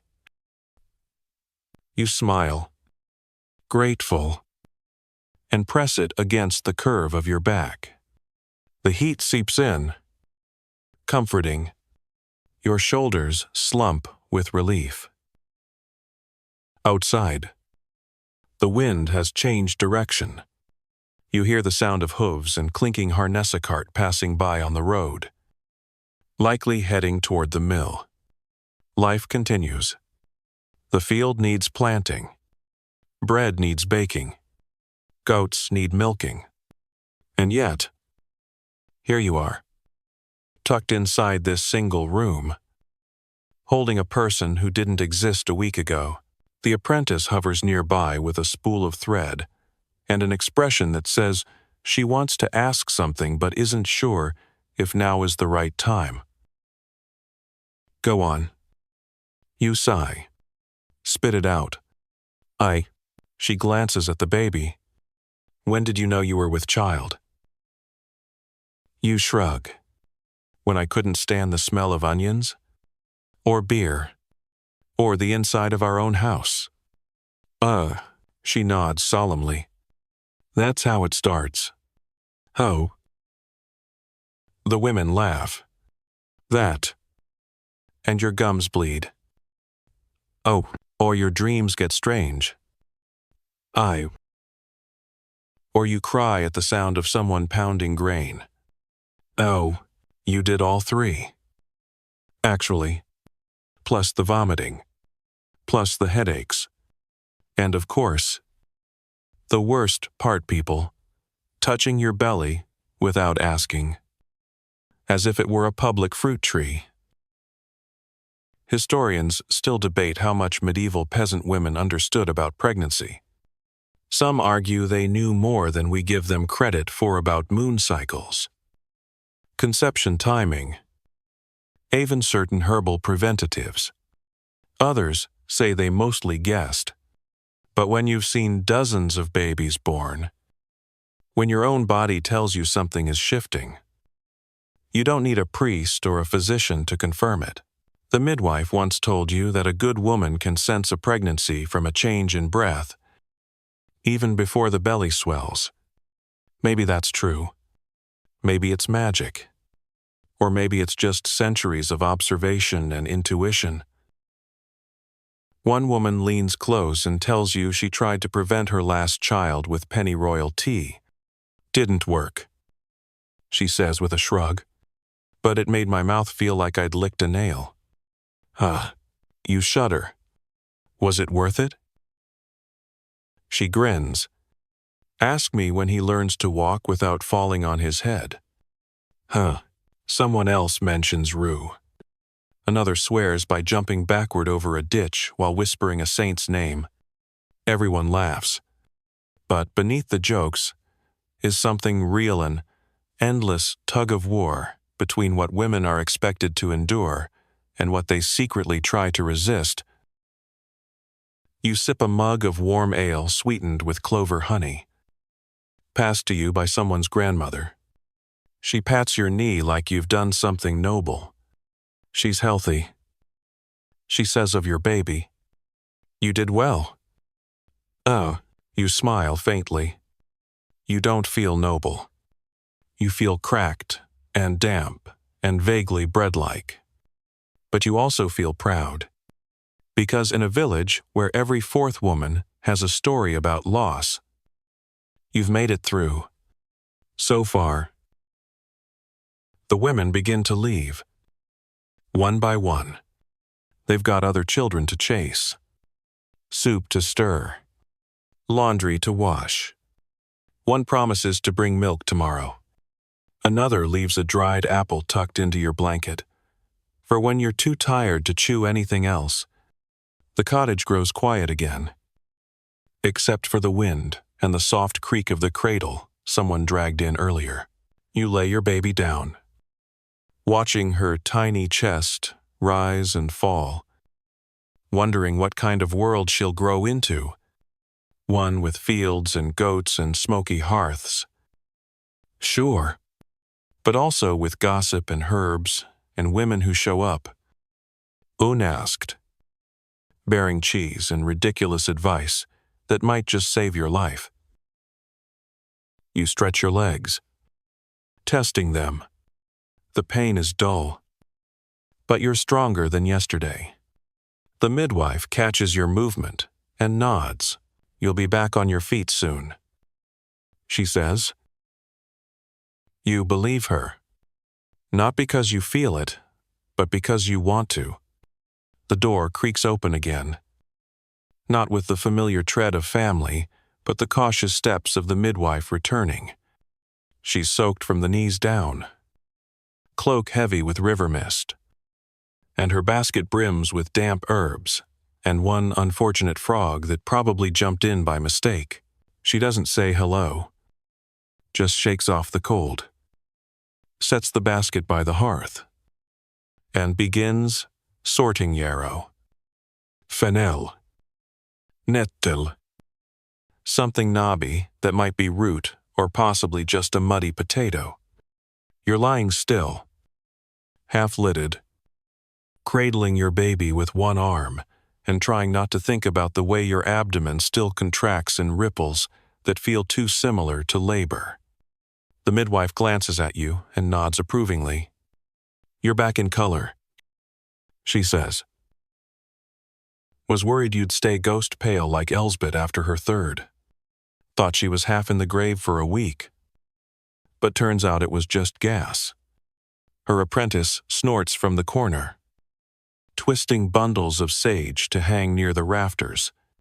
She's trying to learn, trying to remember. But her face betrays her unease. You can't blame her. Yesterday, she saw what a body looks like from the inside out. That's enough to shake anyone's confidence. The baby stirs and mewls. A small, warm protest against hunger, or air, or existence in general. You shift her to nurse again. And the sharp twinge in your nipple reminds you that skin takes time to adjust. Your breasts feel like they've been stomped on by goat's tender. Tight. Aching, but you no longer flinch when she latches. Small victories. The room is quieter now. Dimmer, with the sun behind a veil of clouds. And all around you, the signs of recovery hang like smoke in the air, bundled cloths drying near the fire. A basin half full of water, tinged pink.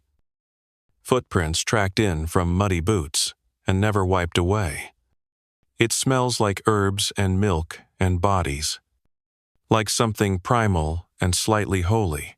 The midwife begins murmuring under her breath again, fingers fluttering over the bundles as she arranges them in rows.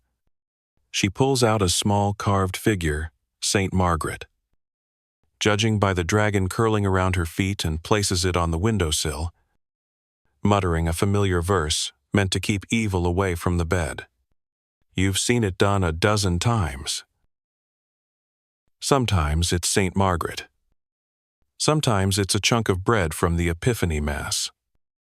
Sometimes it's just a stone rubbed on 3 grave markers at dawn.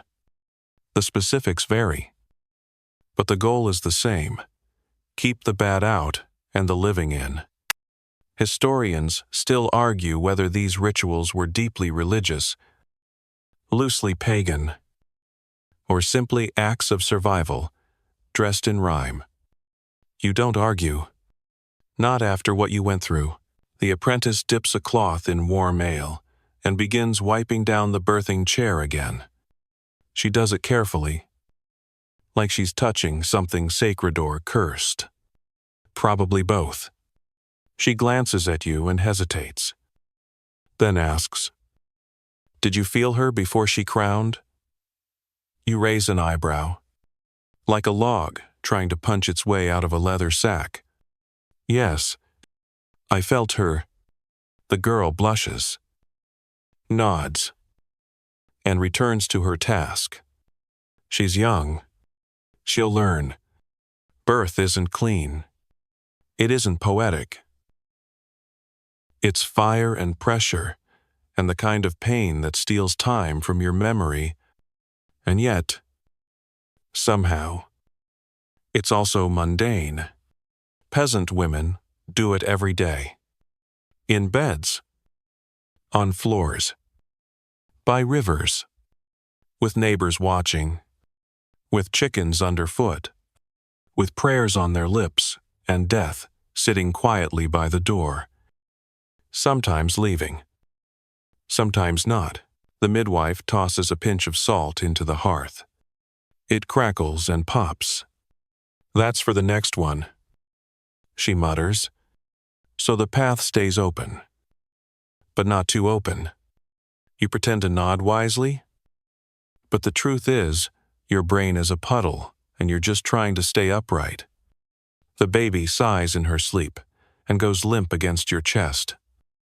Arms splayed like a starfish. You feel her weight, and it's not just physical, it's symbolic. Anchoring. Strange. There's something about holding a human you made from soup and skin that changes the way you breathe. Outside, the rain picks up. Soft but persistent. The drops tap a slow rhythm on the thatched roof. Soothing and steady. You listen, letting it mix with the crackling of the fire and the rustling of herbs. In the corner, your cousin dozes on a stool, head bobbing like a hen's. She showed up at dawn with a bundle of firewood and refused to leave. Said you needed someone awake in case you rolled over the baby or started bleeding again. You think she just wanted a break from her own loud house. Still, you're glad for the company. Suddenly, the midwife straightens. "It's the hour," she says. Too brightly. Time to mark the birth. She pulls a small jar from her satchel-thick ink made from ash and vinegar and dabs a bit on her finger. Then she reaches for the beam above your bed and begins drawing. It's a crooked spiral, flanked by 3 dots. Then a loop. You've seen it before. It means, life passed through here. Every woman who's given birth in this room has her own mark. Some have 2. One beam has 4. You wonder if the wood remembers the weight of those cries. You wonder if your daughter will one day trace her finger over this mark and feel proud or terrified or both. When the mark is done, the midwife wipes her hands and picks up a jar of powdered mint. "Open your mouth," she says. You obey. And she tips a pinch onto your tongue. It burns, clears your sinuses, and makes your teeth ache. That's to keep the ghosts from slipping in through your breath. She explains. You're not sure if she's joking. You're not sure you care. If it keeps you from becoming one of those pale, wide-eyed women who wander the woods muttering lullabies to no one, you'll take 2 doses. The apprentice pulls a stool beside your bed and lays out clean linen wraps. "Swaddling," she says shyly. "Do you want help?" You nod. She's clumsy but gentle. wrapping the baby's limbs tight and straight, like she's preparing her for battler. A very long nap. The result is a sausage-shaped bundle with only a round, flushed face peeking out. The baby blinks once, then closes her eyes. Peace. You lay your head back and exhale. The room is quiet again. The fire is steady. The rain has softened to a drizzle. Outside, the chickens scratch. Oblivious.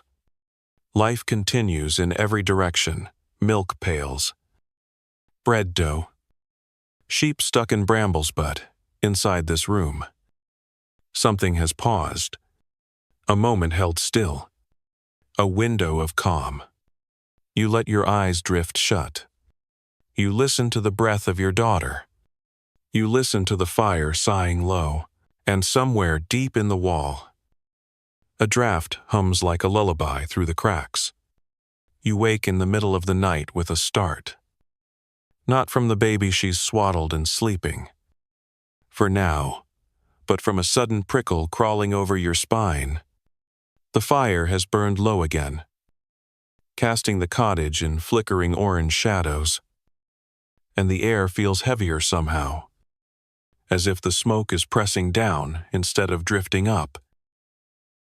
You shift slowly, careful not to jostle the bundle at your side, and glance toward the window. The shutters are shut tight, the latch fastened, but the thatch roof creaks as if something's walking across it, something not quite human, but too light for a bird. You hold your breath, waiting. The midwife is asleep, seated upright against the wall, like she's guarding a gate between worlds. Her chin rests on her chest, but one hand still holds a pouch of rosemary. She's not the sort to sleep deeply. The apprentice lies curled nearby, snoring into her cloak.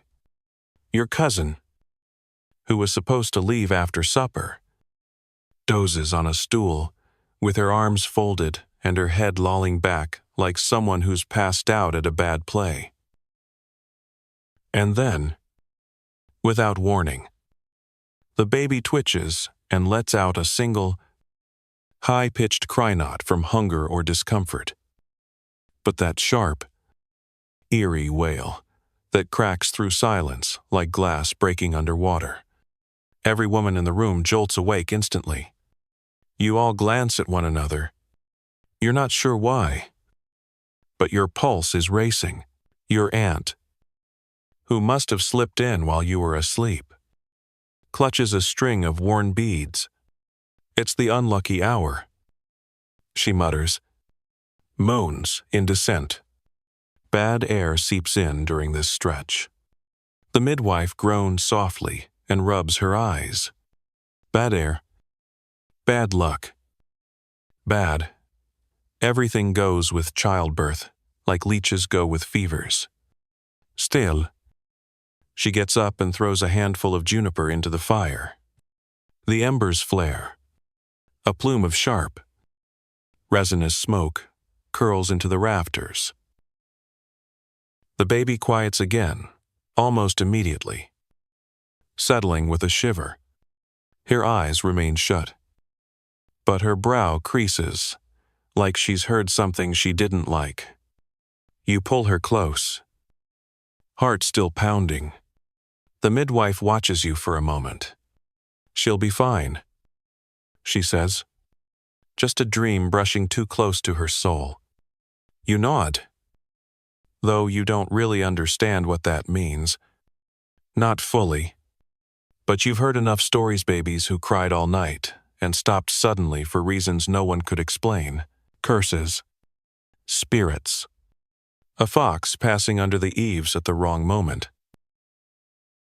You remember a tale your grandmother told you, years ago, about a woman whose child was taken on the 6th, night-swapped for a changeling with eyes like milk and a voice like a wet log snapping. They tried everything to get the real one back. Boiled nettles, iron keys under the pillow, even burying the changeling in dung to scare off the fair folk. It didn't work. The child never returned, but the story lived on. Whispered to pregnant women and midwives, and anyone with enough sense to sprinkle salt on their threshold. You glance toward your door. It's closed, but the latch looks flimsy in the dim light. The apprentice shivers and grabs a wool shawl. "Should we light another candle?" she asks. The midwife shrugs. "Light one. Hung garlic. Recite a verse doesn't hurt. Might not help. Either." The girl nods and fumbles through her pouch for a stub of tallow. She lights it carefully and sets it by the window. The room brightens just slightly, enough to make the shadows shift into gentler shapes. The conversation turns hushed and serious. Each woman offering her version of a story. A ritual. A charm. One talks about rubbing oil on the baby's feet every night to keep the soul from slipping out in dreams. Another insists on turning the baby 3 times before dawn. On the 3rd day, your cousin swears that if a candle flame flickers toward the crib, you must whisper the baby's name backward 3 times, or risk being followed by its shadow. You're not sure whether to laugh or cry. Historians still argue whether these superstitions were rooted in pagan survivals or just communal responses to overwhelming fear. In the middle of the night, after birth, surrounded by flickering light and whispering wind, the origin doesn't matter. What matters is that everyone believes enough to act. Your aunt reaches into her apron and pulls out a curved bone tied with thread. "Fox spine," she explains. "Hang it above the bed. Keeps the baby's spirit tight." She doesn't wait for permission. She ties it to the rafter with hands that shake only slightly. You don't stop her. You sit with the baby tucked against your ribs, listening to her tiny snorts and coos. Her fingers curl and uncurl in the air, like she's feeling for something invisible. A moth flutters near the candle, batting its wings against the flame and then vanishing in a puff of black. The room smells like scorched fat, herbs, and a faint tang of fear. You glance again at the midwife. She's watching the window now. Her eyes are hard to read, but there's an edge there you haven't seen before. She stands and walks to the cradle. Still empty. No sense leaving it bare. She mutters. She places a linen cloth inside, then adds a sprig of sage and a tiny doll made of sticks and yarn. "Just in case," she says. The baby begins to fuss again, low and grumbly, like a kettle warming before a boil. You cradle her closer, whispering nonsense into her ear, little noises. Soft hums. A lullaby you barely remember but suddenly need. She settles once more, cheek pressed to your chest. No one speaks for a while. The fire pops. The candle flickers. Somewhere outside, a distant howl echoes, probably a dog. Probably far away. You imagine wolves pacing the edge of the woods, watching the cottage lights with yellow eyes. Not because they care about you, but because even beasts can sense when something new has arrived. You sit up straighter, wrapping another blanket around your shoulders. Your cousin yawns and stands, muttering something about feeding the pigs at first light. She squeezes your hand before she leaves. "You're doing fine," she whispers. You nod, even if you don't believe it. The apprentice sits beside you, watching the baby. She's quiet now. She says, "That's good. Right?" You nod again, Quiet can mean peace. M. Or danger, she says before she can stop herself. You both freeze, and then laugh softly, tired and cracked. The midwife eyes the candle. Let it burn till dawn, she says. And if she wakes before sunrise, don't speak her name out loud. And you nod, clutching your child tighter. The curve of her head warm against your collarbone. You feel her breath, soft and steady. The room feels safer now, but the air still carries a hint of something ancient, something watching. Outside, the wind picks up again, and inside, you sit and listen because sometimes listening is all you can do. To the fire, to the child, to the fears that hang from the rafters like drying herbs, always present, always shifting, always waiting to be named. Morning creeps in with an overcast sky, the kind of soft, moody gray that flattens sound and blurs the edge of everything. Your body aches in new places today, as though the pain has decided to try out different corners. You shift slowly in bed, mindful of the baby nestled beside you, and try to stretch your legs without waking her. The moment you move, a sharp stab reminds you exactly where the stitches would be, if stitches were a thing available to peasant women. Instead, your healing has been entrusted to sheep fat, wine-soaked cloths, and the hope that infection doesn't settle in. You wince. Your aunt notices, and immediately bustles over with a rag soaked in something foul-smelling. She presses it to your abdomen and hums like it's a lullaby, her free hand patting your ankle with the kind of rough sympathy that doesn't bother pretending this is anything but unpleasant. The baby stirs, hiccups once, then wails with surprising force. You shift her to your breast with practiced slowness. Already, it's starting to feel routine, like part of you was born along with her an extra limb, or maybe just a reflex that knows how to respond to a cry without needing permission from your brain. She suckles noisily. Your aunt clicks her tongue in approval and disappears outside to fetch more water. The door creaks behind her. The wind follows, cold and damp and full of early spring. The midwife returns, just as the apprentice is changing out the bloodied cloths under your bedding. She looks at you sharply, as if checking for signs that something's off. You've seen her do this with animals too: goats, pigs, a lamb born too early, always scanning for the limp ear, the slow blink, the little details that warn of trouble before anyone else can see it. She crouches beside you, places a warm hand on your knee, and asks softly, "Any clots too big?" You shake your head. "Pain? Only when I move?" "Then stop moving so much," she says, but her tone's not unkind. "Bleeding slowing?" "A little." "That's good." She stands, satisfied for now. "But the milk's coming too fast." You nod. You noticed that yourself.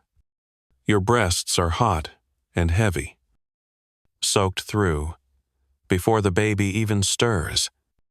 The apprentice tried to bind them yesterday to ease the pressure, but the binding left you dizzy, and the midwife cut the cloth off with a look of disdain. "Let the body do what it does," she'd said. "Don't teach it to be afraid of its own work." Oh, you're beginning to understand what she meant. Still, every time the baby nurses, the pain tightens in your core. It's as if your womb is trying to shrink itself back into place by sheer force of will. The midwife had warned you it would feel like being dragged inside out again. She was right. It's like a second birth in miniature.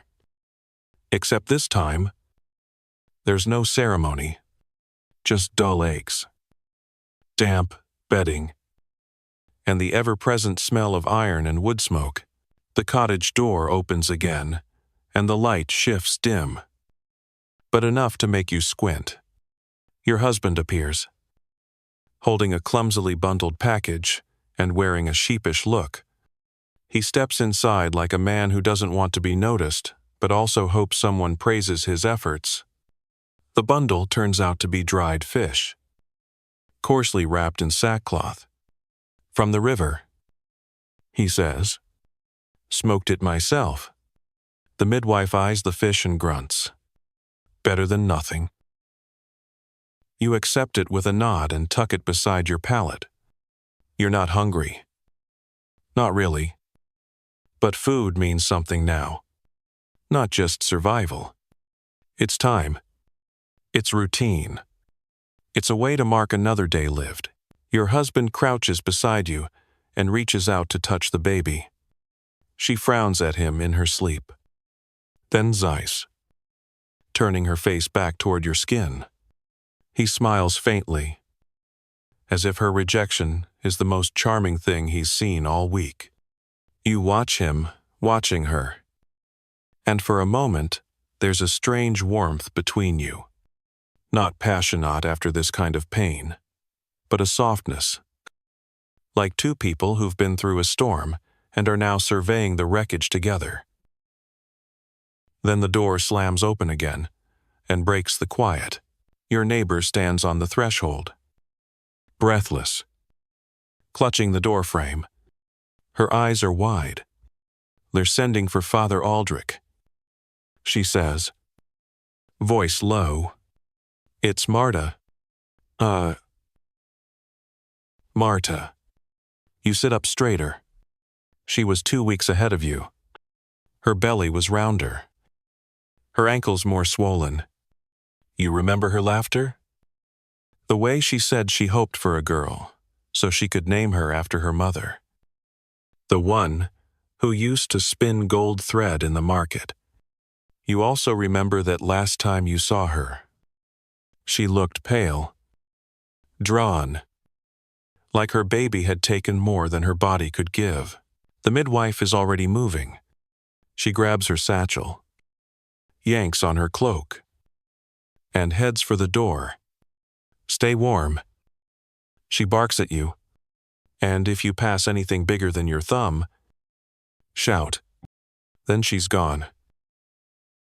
The door swings shut behind her. The silence left in her wake is heavy. The baby suckles with the same rhythm as before, unaware of anything but her own hunger. You sit there, staring at the door, at the chair where the midwife was sitting not 2 breaths ago, and suddenly it hits you how close the danger still is. You may have made it through, but Marta might not. You close your eyes and hold the baby tighter. The apprentice stokes the fire. Your aunt returns and refills the water basin without asking what just happened. No one says anything. Because what is there to say? This is what childbirth is. A door half opened, a step across a line that doesn't always lead back. It can happen fast or slow, loud or quiet, in your sleep or in your arms, and no matter how many herbs, prayers, or lucky tokens you surround yourself with, there's never a guarantee. Historians still argue whether medieval birth was treated as a celebration or a vigil. The truth is probably both. You get visitors bearing cheese and omens in the same afternoon. You hang garlic and light candles. You sing songs. But you also prepare burial cloths. Because joy and fear are twins. Born together. Always have been. Your husband shifts beside you. Unsure what to say, he places a hand on your shoulder gentle and firm. You nod without turning to him. It's not a moment for words. You return to feeding, to healing, to waiting for news. The baby finishes and falls asleep with her mouth still open. You adjust her, careful not to wake her, and lean back on your pillow. Outside, a crow calls. Then, silence. You wonder whether Marta is screaming now, whether someone is holding her hand, or if she's gone quiet. Too quiet. And they're calling for the priest, just in case. You wonder if the same breath you just took is the one she won't. You don't hear the bell at first. The baby stirs in her sleep. The fire crackles softly, and the world hums on in its usual quiet mess. Then it rings own low, hollow note that rolls across the rooftops and down through the muddy lanes of the village. A long pause. Then again. Your stomach knots. You know that sound. It isn't for Mass. And it isn't the noontime call. It's the bell they ring when something's gone wrong, when prayers are needed, when someone might be leaving this world. It's the bell you never want to hear. When you've just given birth, your aunt stops chopping roots mid-stroke and looks toward the window. Your husband sets down the log he's been carving and stands, unsure whether to move or wait. The apprentice, hovering by the fire with a bundle of herbs, whispers, "That's for Marta, isn't it?" You don't answer, because saying her name now feels dangerous, like lighting a match in dry straw. The baby fusses. You shift her against your chest, your hand smoothing over her back automatically. Eyes fixed on the wall. You're not praying. Exactly. But your mind is racing through the saints. Margaret. Saint. Bridget. Saint. Ani woman saint, known for surviving, intervening, or catching souls before they fall too far. The bell tolls again. Slower this time. Not final. Not yet. Just enough to keep everyone alert, to remind them that somewhere, in another dark cottage, a woman might be crossing that invisible line between here and gone. The midwife had said Marta's baby was breech. You remember the way she rubbed her belly, joked about stubborn boys who liked to sit backward like mule riders. But the midwife didn't laugh. She only said, "Let's hope he flips soon. Now it's too late to hope. Now, they're calling the priest, and that means they've run out of tricks. Herbs and holy water." Your cousin steps into the doorway, wet from the drizzle, cheeks flushed. They're ringing for intercession. She says, "Baby hasn't come yet." She's been pushing since yesterday evening. She shakes her head, eyes wide. They say her lips have turned gray. You shut your eyes? You know what that means. You felt the same fatigue not long ago, the same helplessness. But you had a baby who moved, a midwife who knew the way of things, and luck on your side. Marta might not. The apprentice whispers a prayer under her breath. Holy Mother, cradle her, guide the child, spare them both. The bell tolls again. You wonder who's ringing it. Likely, Marta's brother. Maybe her son from her first marriage. Old enough now to know that bell means something he'll remember for the rest of his life. There's a kind of grief that starts before someone is even gone. It stretches over a village like a cold mist, creeping into every home, curling around each cradle, settling on each birth-worn mother like a weight. You know it now. You feel it settling on your shoulders. This is what it means to live in a place where death isn't an exception. It's just part of the rhythm.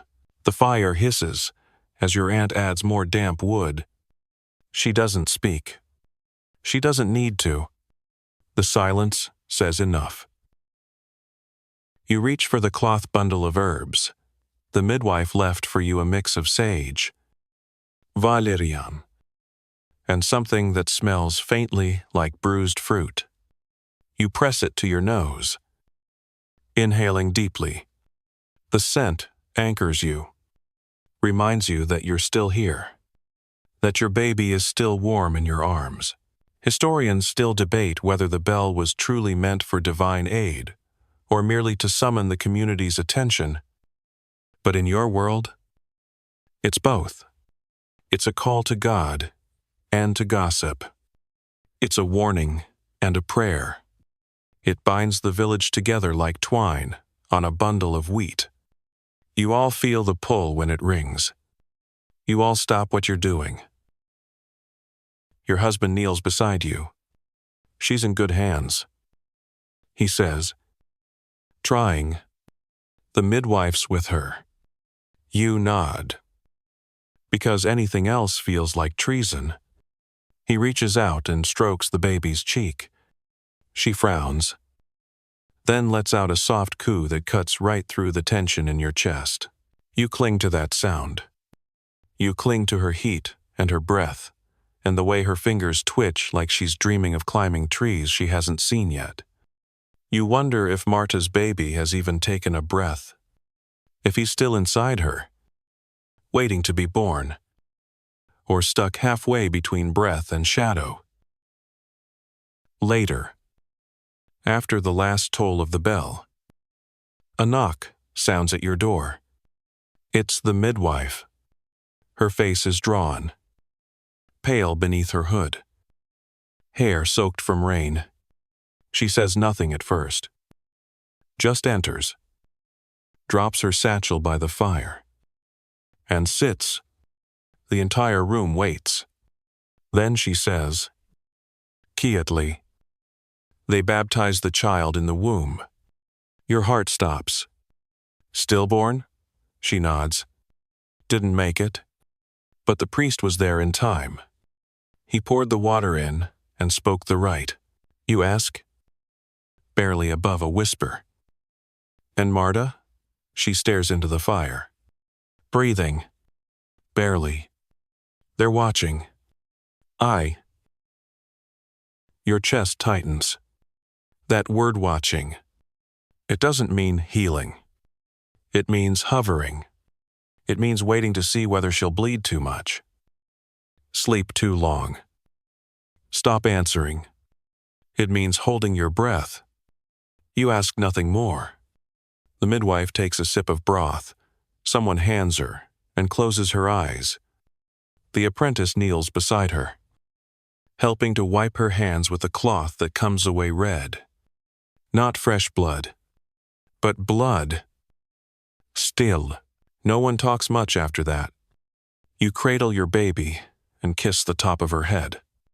She smells like milk and sweat and life. You think about Marta, lying alone now, arms empty, body still echoing the birth of a child she never got to hold. You wonder if they buried him already, or if he waits, wrapped in linen, for her to wake. That night, you don't sleep well. Every creak of the rafters sounds like footsteps. Every wind gust makes the candle tremble. You feed the baby 3 times, but each time feels like penance more than nurture. You've never felt more grateful or more guilty. The ache between your legs is nothing compared to the one in your chest. In the early hours, the church bell rings again once. Long and low. Not an alarm this time. A farewell. You whisper a prayer. Not loud enough for anyone to hear. and hope someone whispers one for you when your turn comes. By the time dawn stretches pale fingers across the damp thatch of your cottage roof, the entire village knows. They always do. Word seeps through walls and down chimneys, like the morning fog quiet.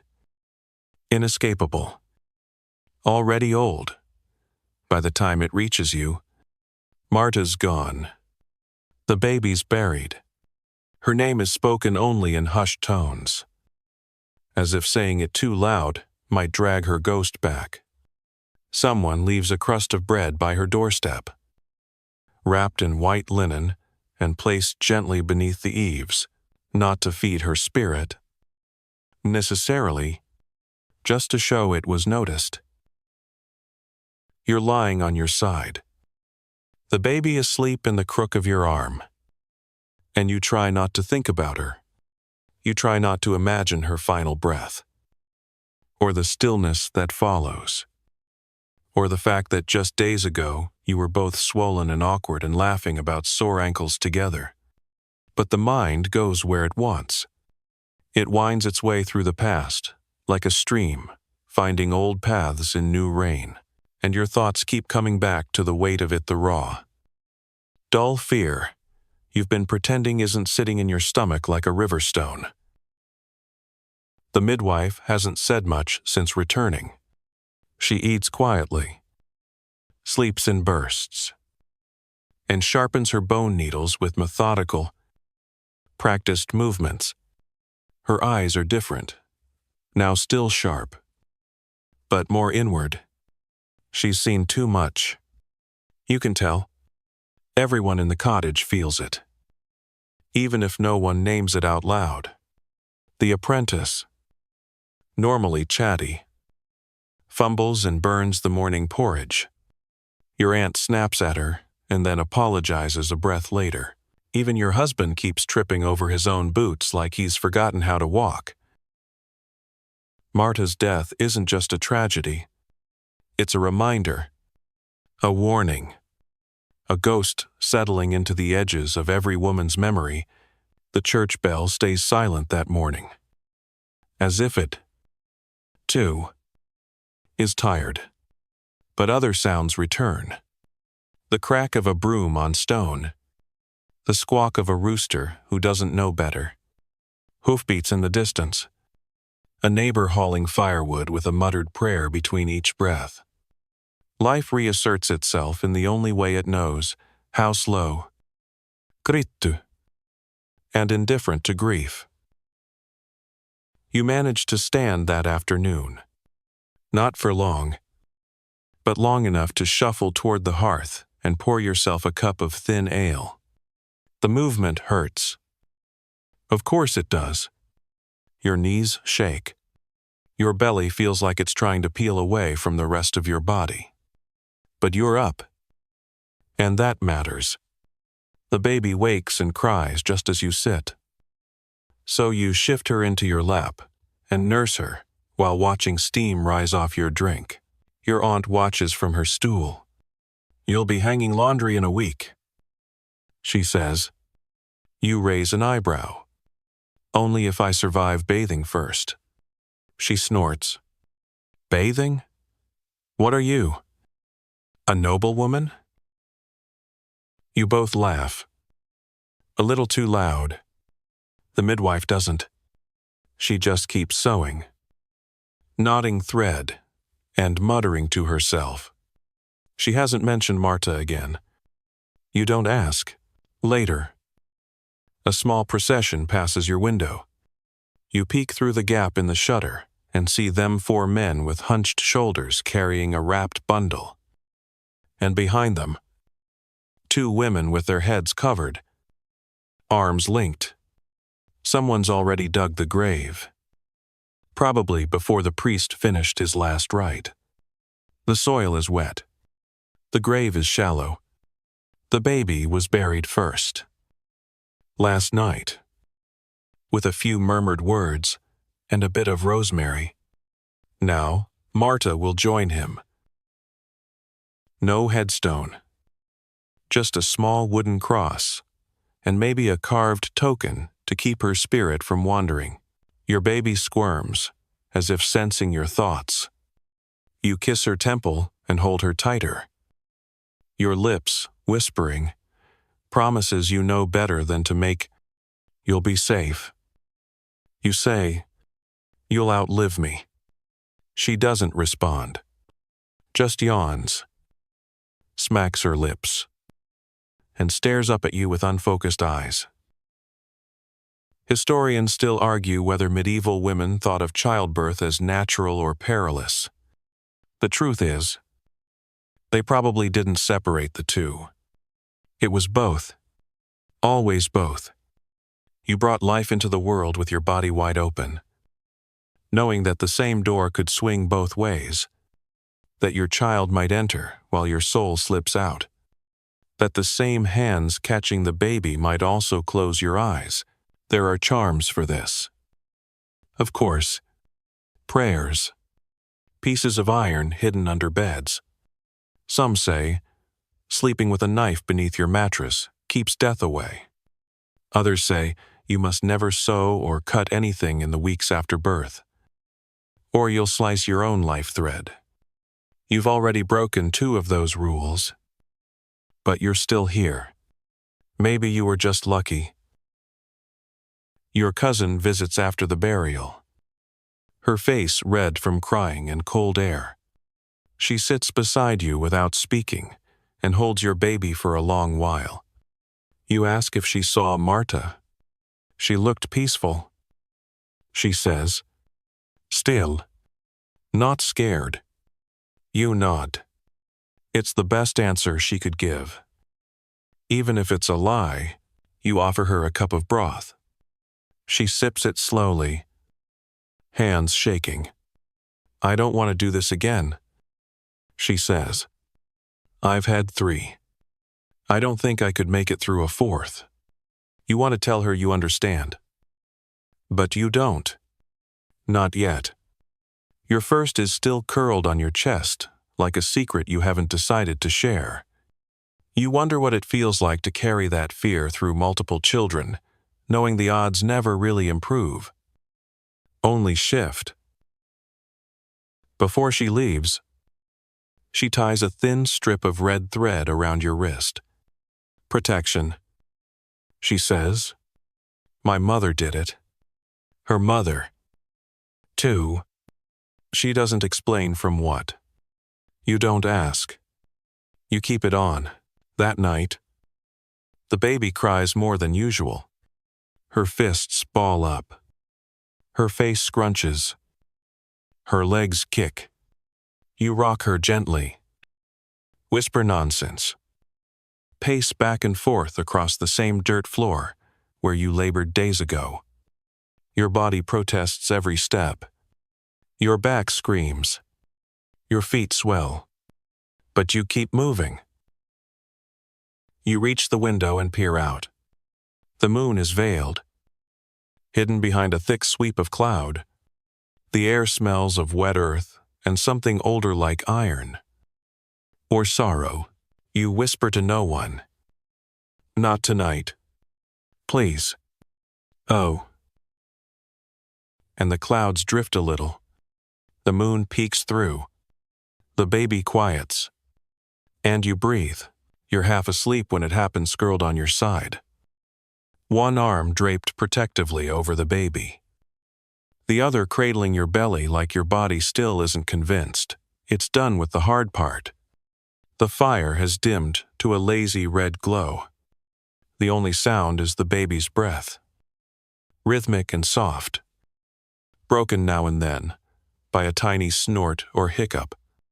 Then, without warning, something shifts. A feeling deep.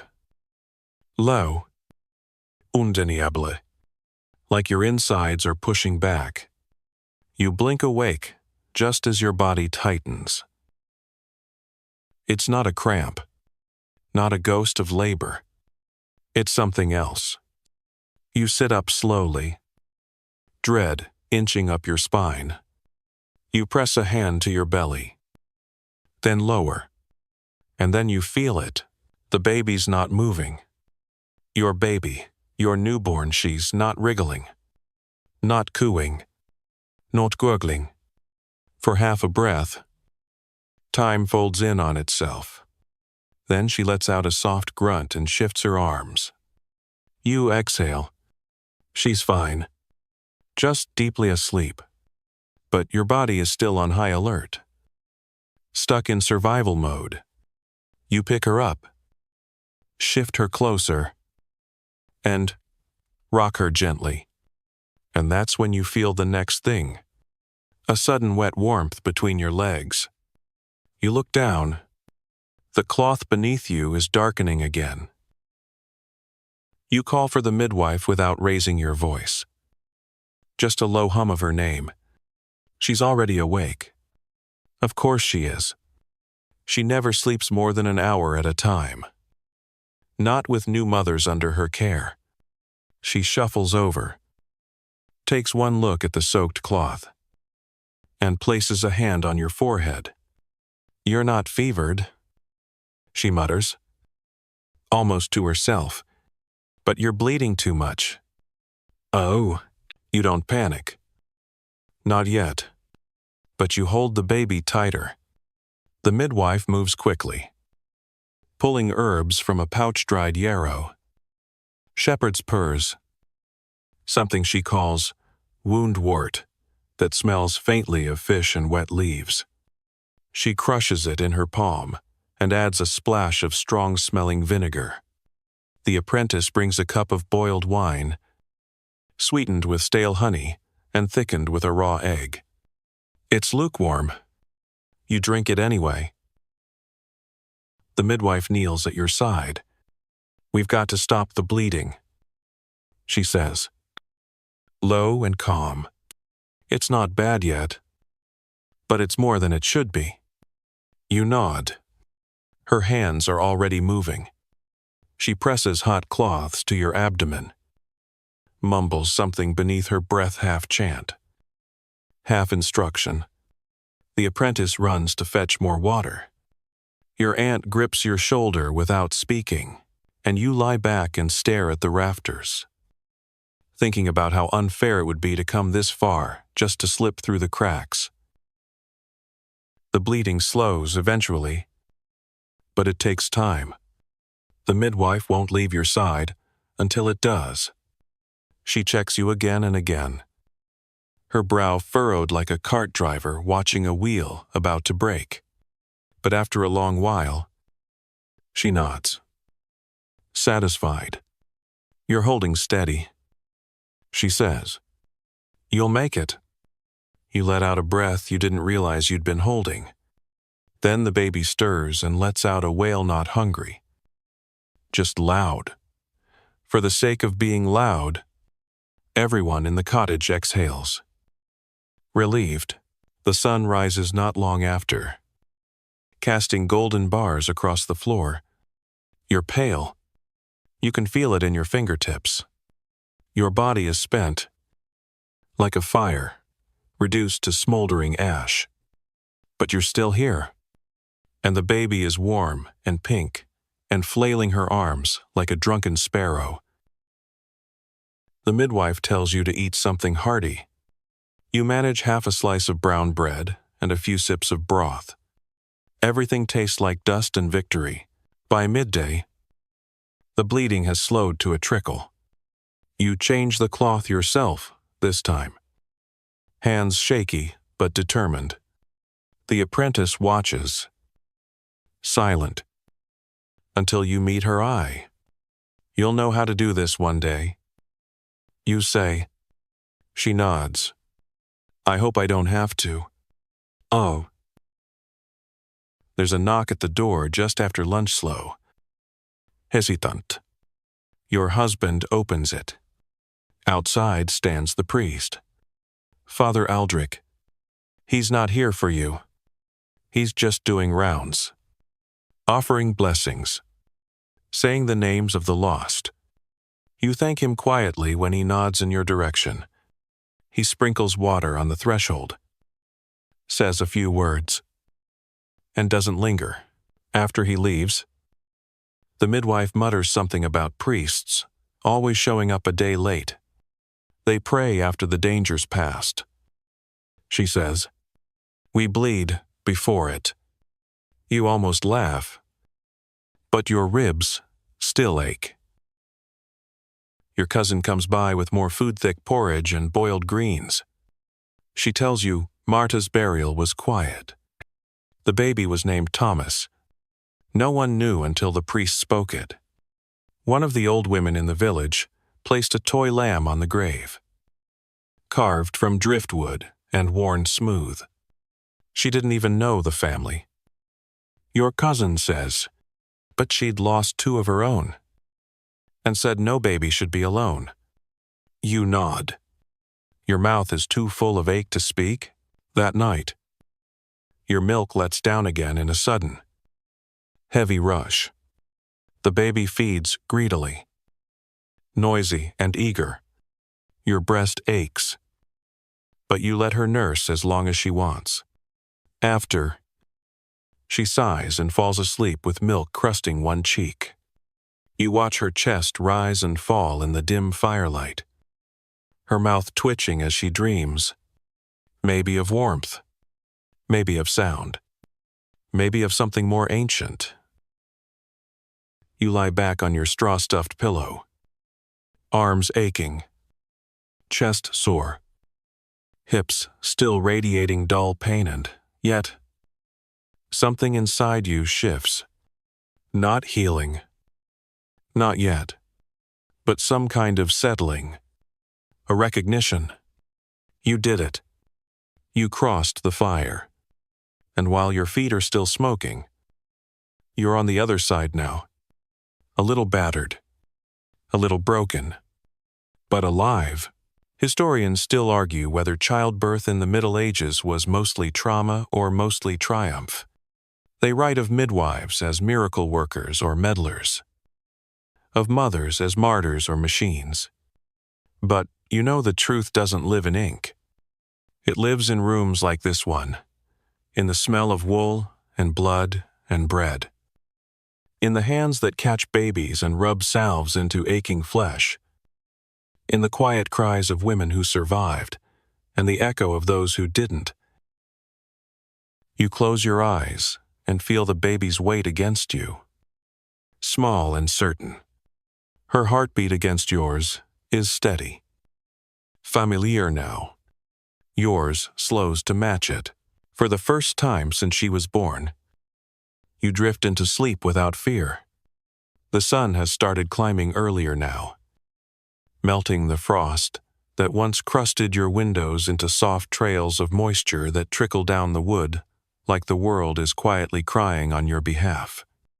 Outside, the ground squelches underfoot, the kind of wet that sticks to your shoes for days, clinging like guilt.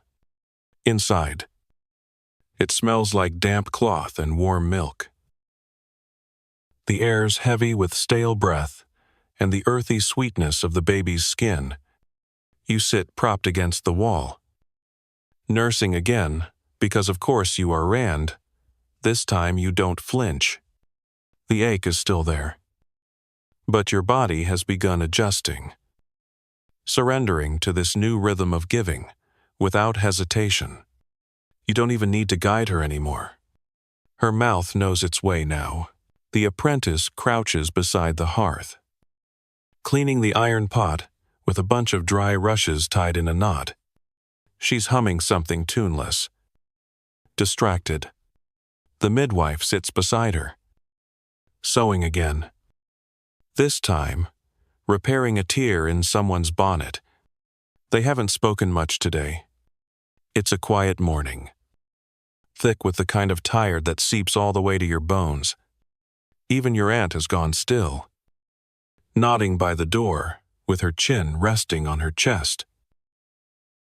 Your husband is out back, digging, not a grave. Thank the saints just. A new trench to redirect water from flooding under the east wall.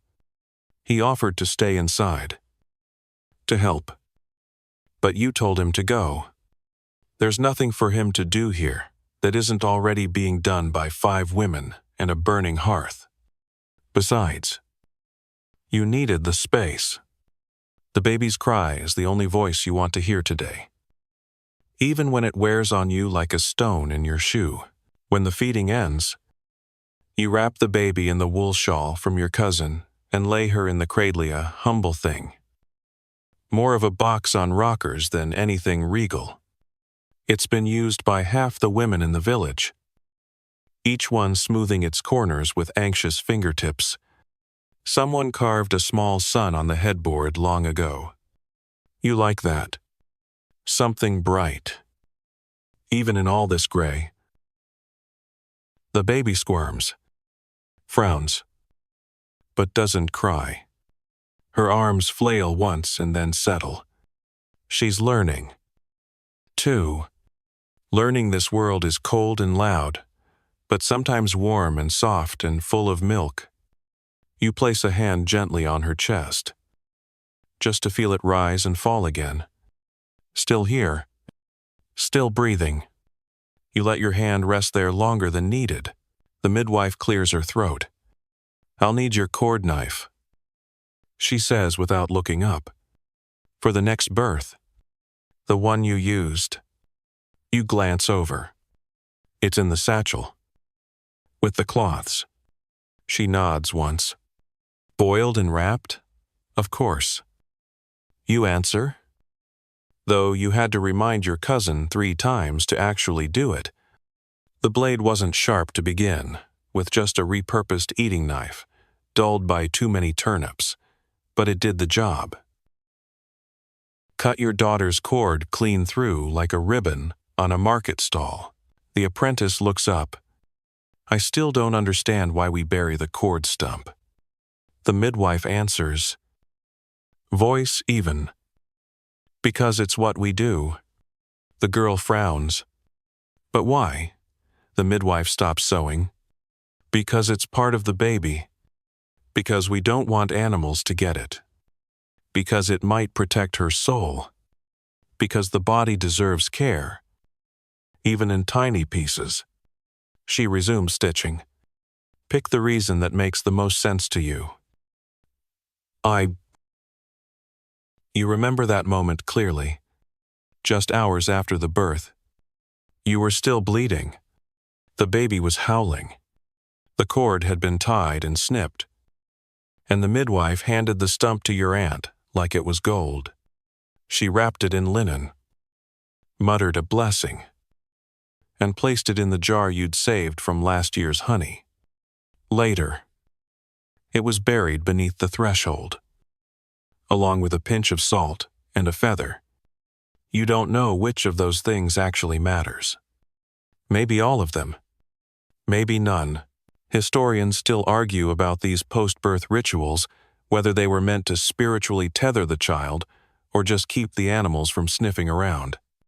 But in a world where so much goes unseen, you find comfort in the scene, in the act of doing something, anything, to protect what little you've made. That afternoon, the weather shifts. The wind picks up, shaking the shutters, sending a moaning sound through the thatch. The cradle creaks.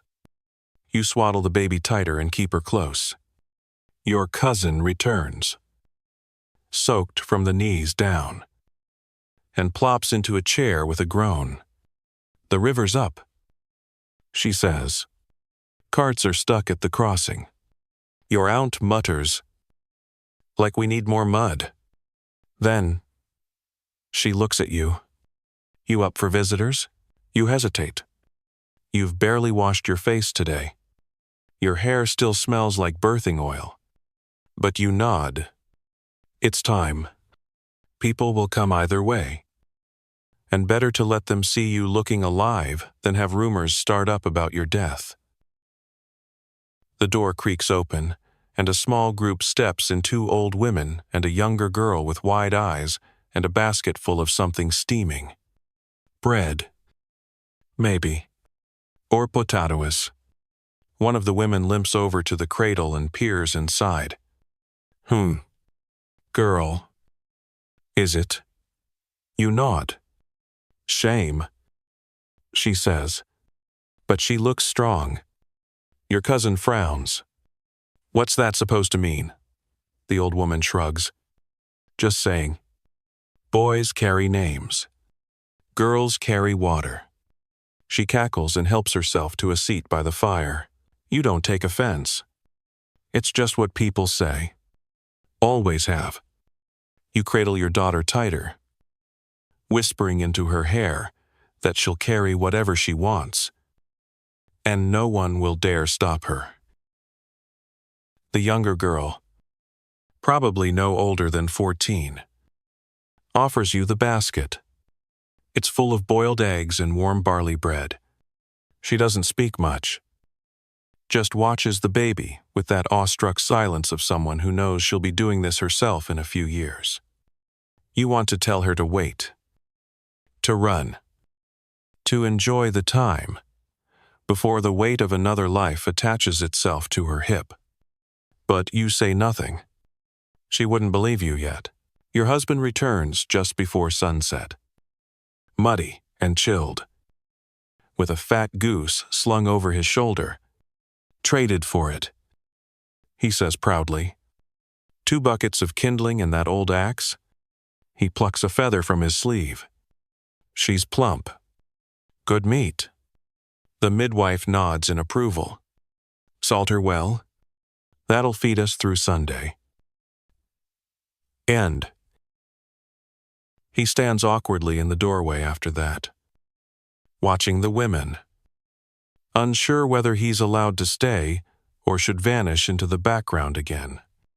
You gesture for him to sit, and he does, carefully, like a guest at his own hearth.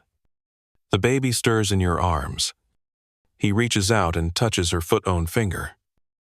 1, 2. She doesn't react, but he smiles like she did. Later, when the others have gone, you lie back with your daughter on your chest, your husband asleep in the chair. Snoring softly, the fire crackles. The wind howls through the chimney like it's searching for something lost. You feel your daughter's breath against your skin, steady and soft. You think again of the cord, of the way it connected you, of the way it was cut, of how something had to be severed to let her begin. And now, she's here, whole, loud, demanding, and so very alive. You close your eyes and breathe her in. The days begin to blur now. You wake. You feed her. You bleed a little less than the day before. You change her, though she still seems to prefer relieving herself, only moments after you've swaddled her neatly. You eat. When someone remembers to hand you a bowl, you nap in stretches too short to matter, but too long to ignore. Somewhere in there, you're meant to be healing.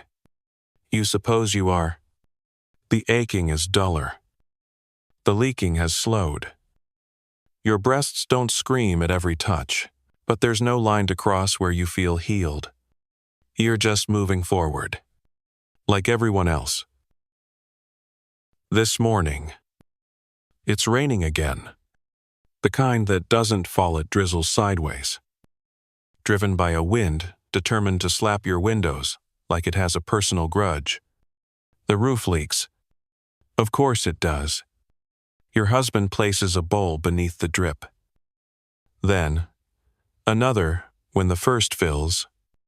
The rhythm of water plopping becomes a strange counterbeat to the baby's breathing. You nurse her with your cloak draped over both of you like a tent. Warm and damp and oddly comforting, your aunt mutters that it's a cleansing rain, which probably means she wants to mop the floor and guilt someone else into doing the scrubbing. The apprentice offers to help. She scrubs so hard, she nearly takes the color out of the boards. The midwife chuckles. You'll work yourself into early labor, and you haven't even found a man yet. Good, says the apprentice. I'd rather birth goats. Everyone laughs. The tension, still lingering after Marta's death, softens a little more. Your cousin brings over more cloth diapers, thicker ones this time, made from an old tunic. You're grateful. The baby goes through them like a leaky bucket. No one tells you this part.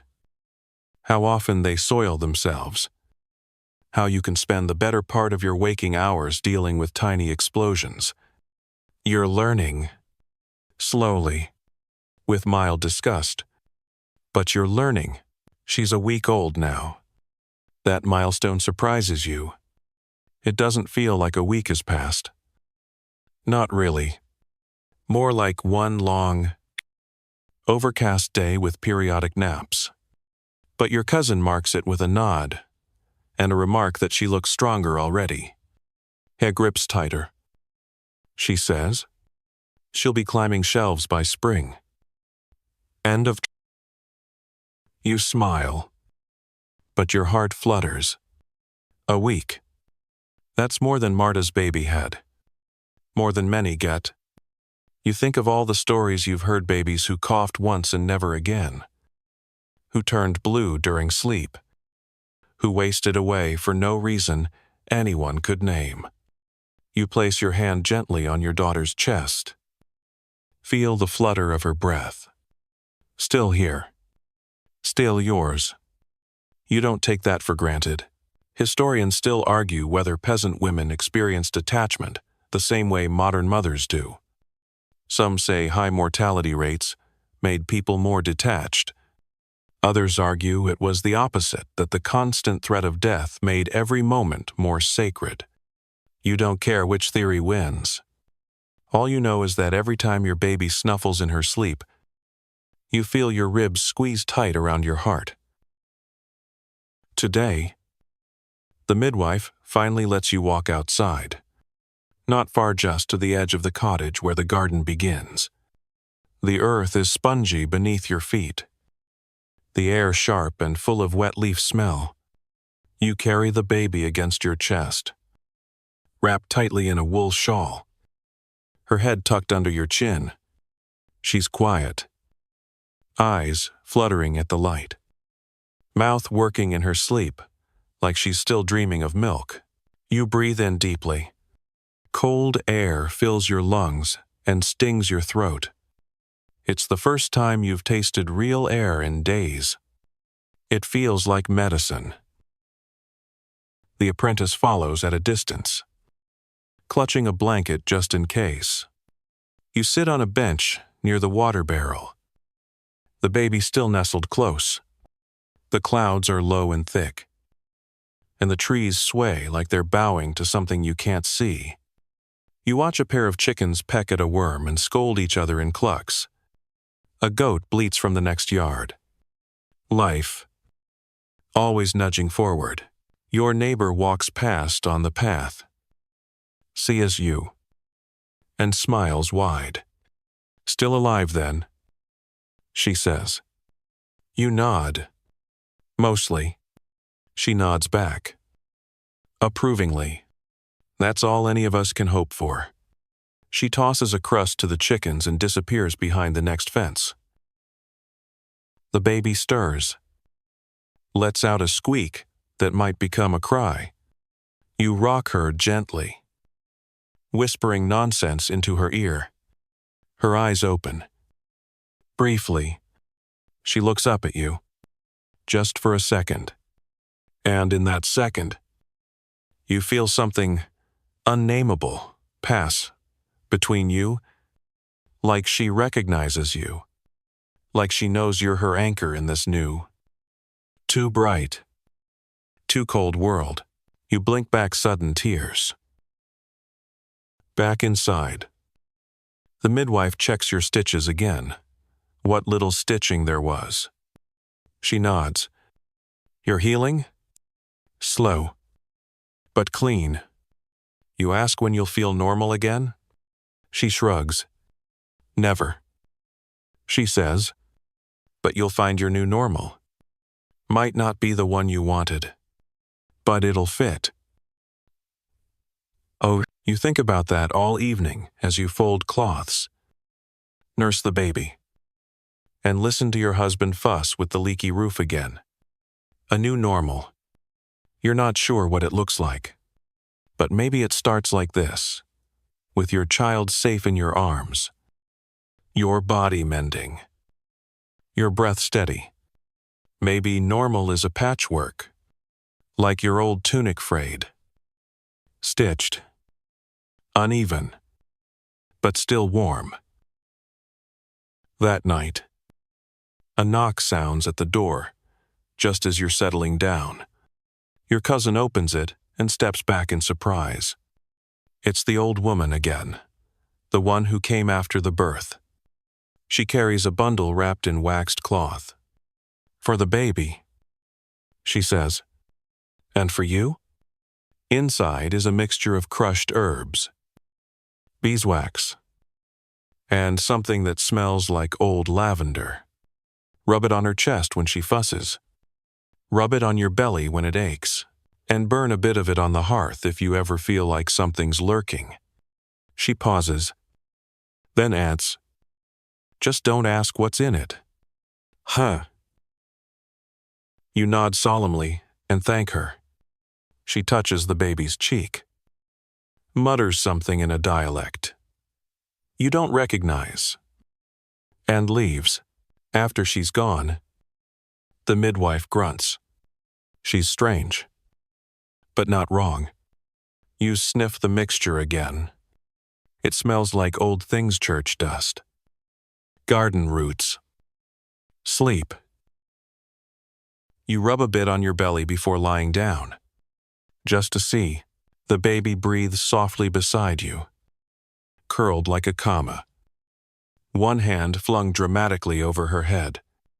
You exhale and close your eyes. Still alive, still learning, still here. You wake in the dark, unsure whether it's midnight or just the lingering gray of early morning. The baby's stirring beside you again, smacking her lips and kicking her feet against the linen wrap like she's conducting a quiet protest. You reach for her instinctively. Muscle memory, taking over before thought, has time to intervene. She latches quickly now, her tiny mouth working with relentless urgency.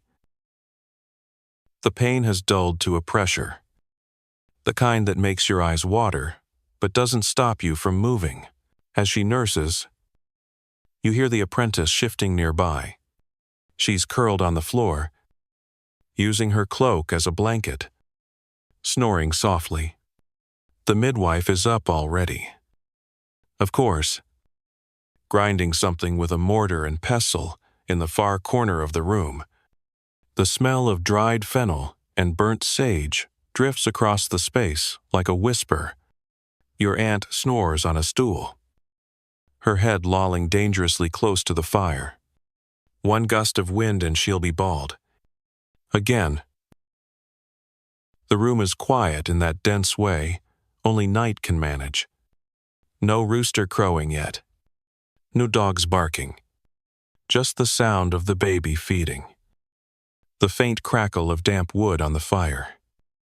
And your own heartbeat reminding you that you're still holding on. After a while, the baby finishes, turns her head with a grunt, and immediately starts dreaming again. You lie back and stare at the ceiling, noting how the shadows from the hearth make the beams look like rib bones. You trace each one with your eyes, slowly, as though counting them could anchor your thoughts. But they keep drifting to the baby, to the ache in your spine, to the phantom feeling of pushing, still echoing through your hips. You realize your body is not your own anymore. Maybe it never was. First, it belonged to the land, the work, the chores.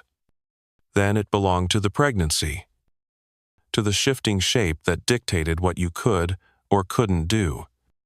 and now it belongs to the baby, who doesn't ask permission before crying or feeding or demanding your last drop of patience. You're not bitter. Exactly. But you feel like you've been borrowed by someone who doesn't plan to return you for a long time. The midwife glances over. You're thinking too hard, she says. You'll give yourself a headache. You smirk. Better than another tear. She snorts and goes back to grinding. Only just. By the next morning, your world has shrunk to simple things. Washing, feeding, sleeping, wincing. The midwife has stopped hovering, which is either a good sign or a bad one. Your aunt takes this as permission to start talking about your re-entry into the world when you'll leave the cottage, when you'll attend your first market again, when you'll go back to mending clothes or milking goats. She talks like you're a broken wheel being rolled out of the barn for testing. You'll be stronger for it. She insists. All women are. You want to argue? You don't feel stronger. You feel hollowed out and held together with borrowed thread. But there's no use saying so.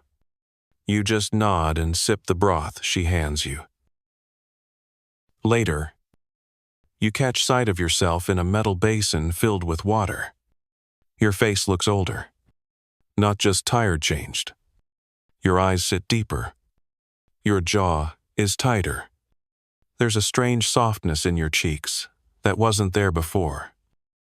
Like your skin has folded around something new. You don't recognize the woman looking back. You're not sure if that's a good thing. Historians still debate how medieval peasant women perceived themselves post-birth.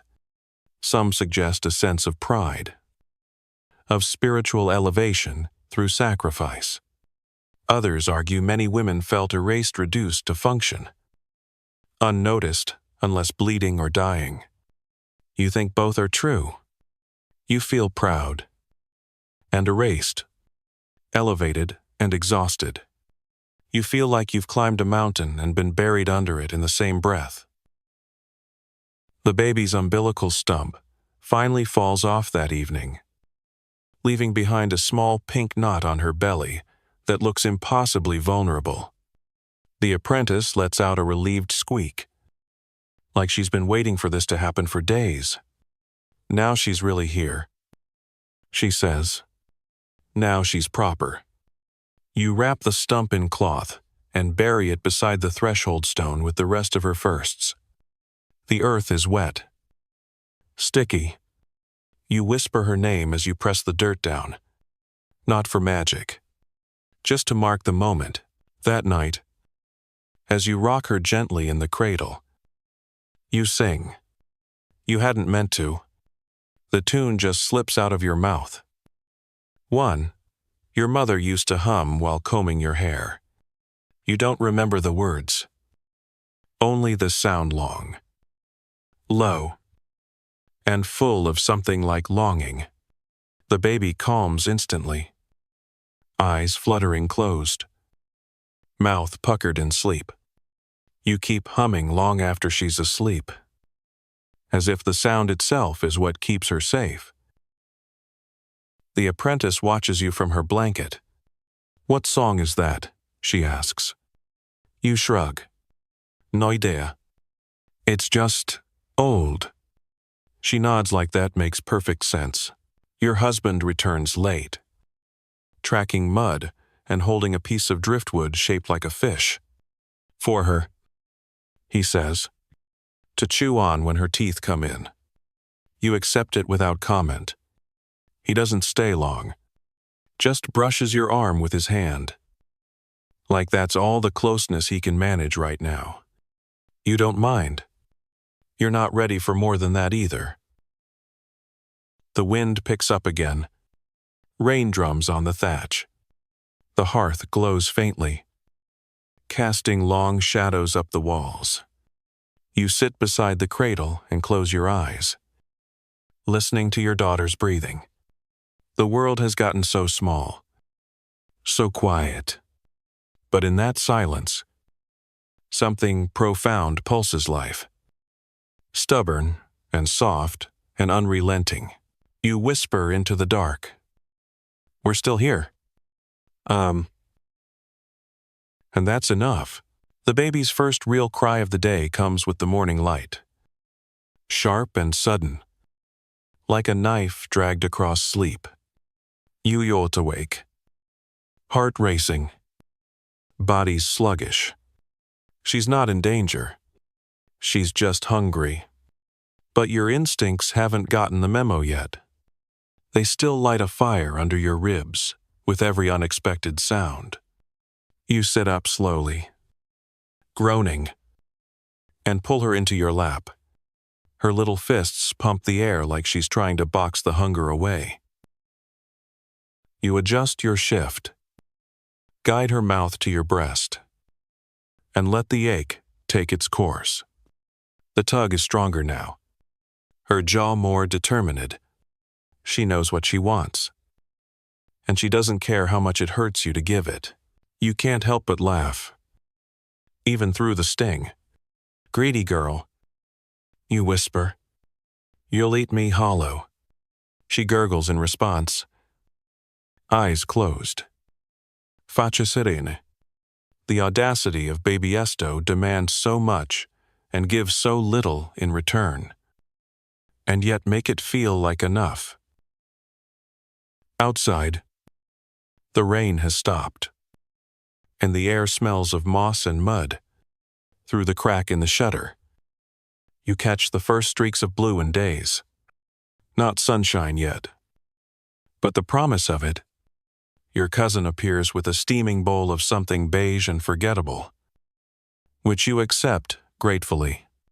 Eating is less about hunger now and more about necessity fuel to keep your body producing milk. Moving. Healing. She sits beside you without speaking, just watching the baby feed like it's magic. She looks like you, she says. You glance down. Maybe. There's something in the curve of her nose, the little crease between her brows. She'll grow into her own face. You reply. We all do. Your cousin smiles faintly. If she gets the family ears, good luck to her. After the feeding, you pass the baby to her and stretch your back with a loud, unbecoming groan. Your cousin bounces the baby gently, instinctively, like the motion is carved into her bones. You envy how easy she makes it look. She's done this before. Twice. One child still lives. The other, buried 2 summers ago, under the old elm, with a wooden lamb on the grave. She never talks about him unless you ask. You'll need to wash soon, she says casually. Properly. I mean, you sigh. You know she's right. Your hair's gone stiff with oil, and your skin smells like old smoke and milk. The thought of bathing, though of standing up that long, of lifting your arms feels like being asked to climb a mountain barefoot. I'll do it tomorrow. You mutter. She raises an eyebrow. You said that yesterday. You don't respond. Later, the midwife hands you a bundle of rosemary and mint tied with twine. Boil it, she says. Add some to the water. Won't clean you, but you'll smell better. You thank her with a nod and plan to do exactly that tomorrow. The day drags in small, slow circles. You feed. You nap. You change soiled cloths and murmur nonsense into the baby's ear. The apprentice prepares a tonic to help your bleeding stop entirely, mixing nettles and raspberry leaf with a bit of goat's milk. It tastes like regret, but seems to work. By evening, the ache in your lower back has faded to a dull throb. Your legs still shake if you stand too quickly, but you're steady enough to cross the room unaided now. A small victory. No one applauds. But you feel it anyway. Outside, children are shouting near the green. It's a market day. You'd forgotten. Their voices rise like startled birds, chasing one another through muddy alleys. Unaware of how close the line between joy and grief can run, you envy their lightness. Your husband brings home smoked herring, araretrit, and sets it on the table like it's a trophy. You thank him, even though the smell turns your stomach. You eat a few bites anyway. He watches you closely as you chew, as if the way you hold your spoon might offer clues to your recovery. You're stronger today, he says. Your eyes look clearer. You nod. I'm still bleeding a little. He says nothing. The silence hangs between you. He doesn't ask to lie beside you tonight. You're grateful.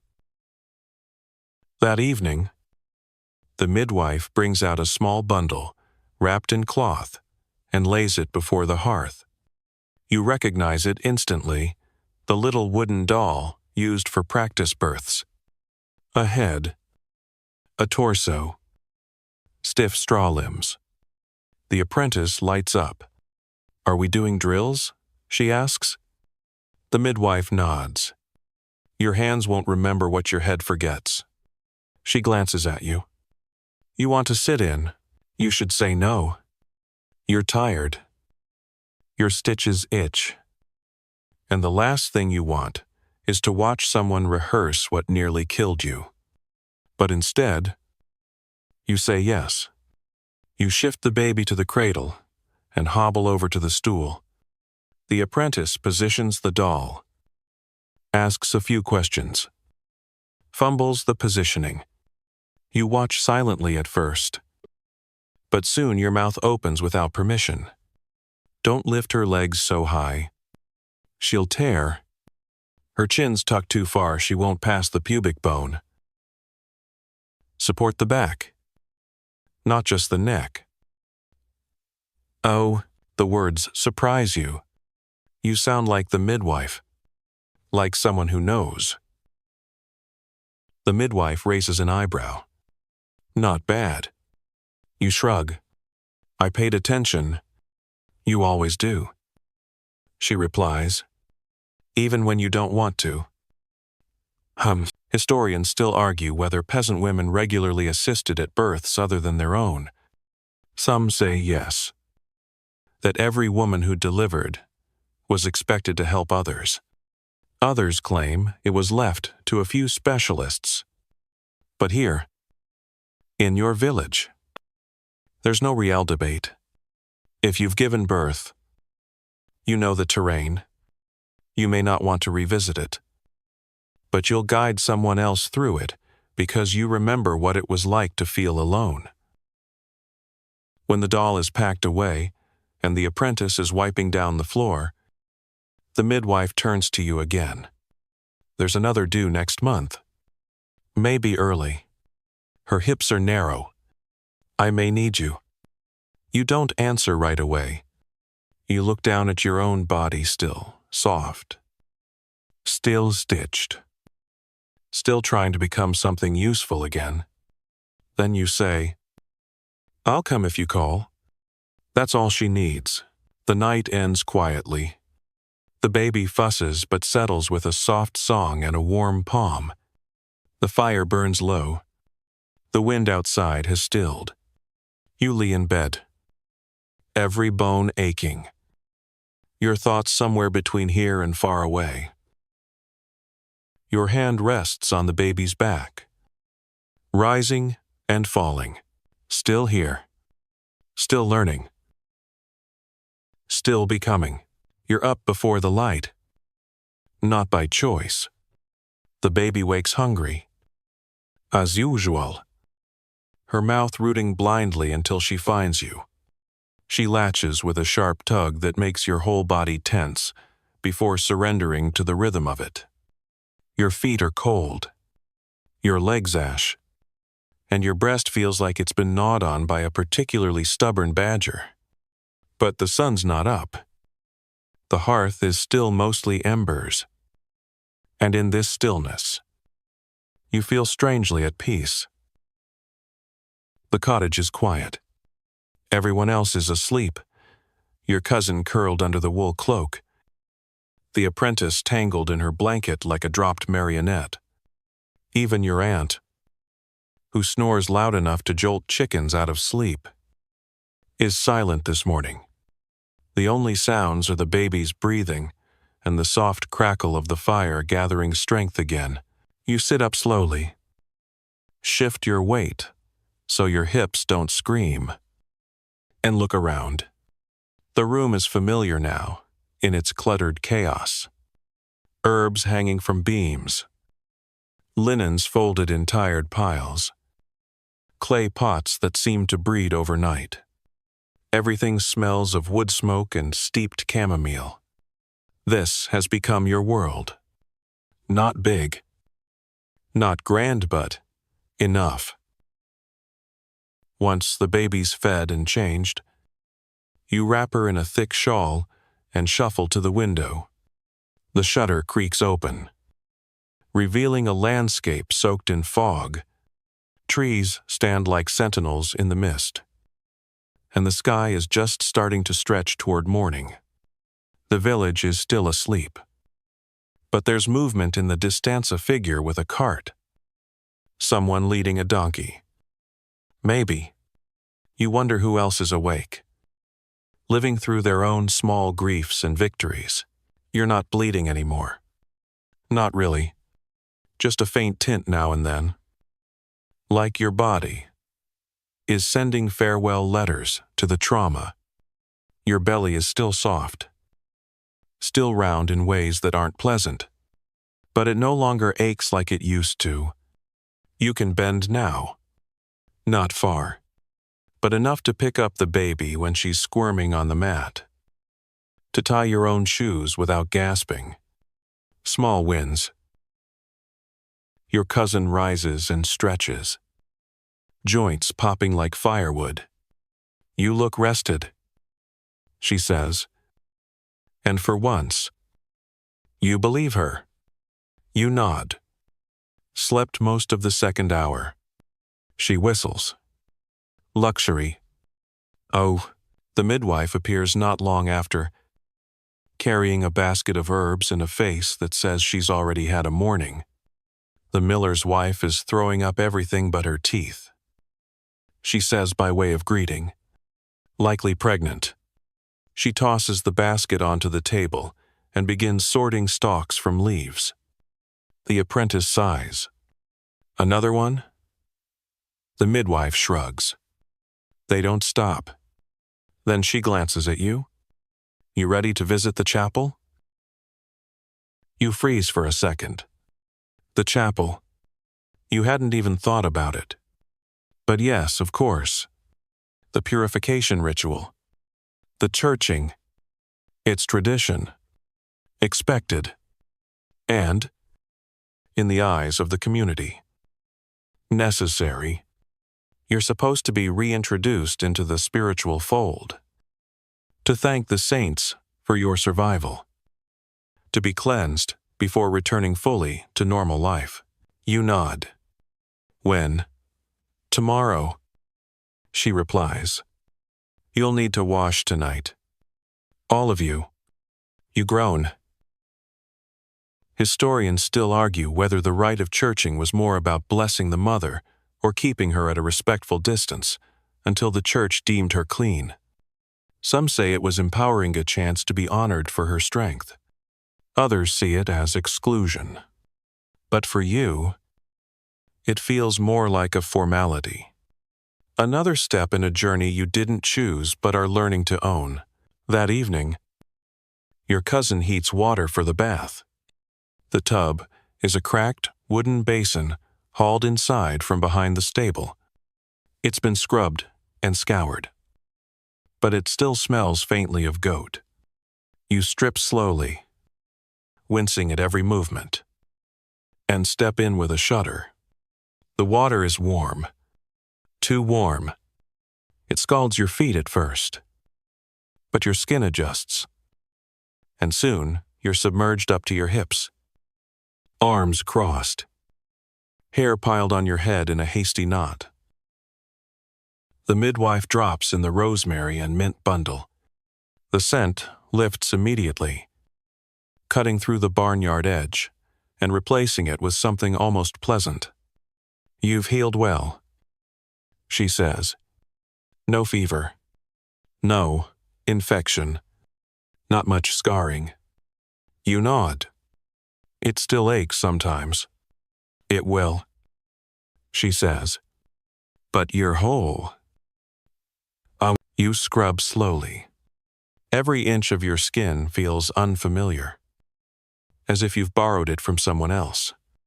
Your breasts are heavy, your hips wide, your thighs sore. You catch sight of your own reflection in the water, a face that looks older than you remember. Tired, but solid. Afterward, you're wrapped in a clean linen shift, your hair combed back, and the baby bundled tight. The midwife ties a small ribbon around your wrist, a charm for tomorrow's churching, just in case someone's watching. She says. You don't ask what she means. The morning arrives with birdsong and a heavy sky. The chapel is small, barely more than a room with a roof, but it smells of wax and rain-damp stone. You walk there slowly, the baby nestled against your chest. Your cousin, beside you, holding a woven basket filled with bread for the offering. The road is muddy, but you don't slip. Inside, Father Aldrich waits, dressed in his worn robe, holding a book that smells like parchment and dust. He doesn't smile, but he nods. You've come through? He says. By grace or grit? Both. You answer. The ritual is short.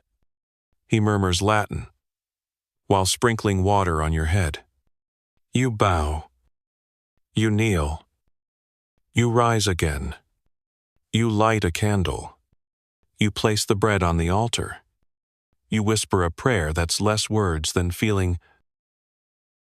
You're clean now, they say. Whole.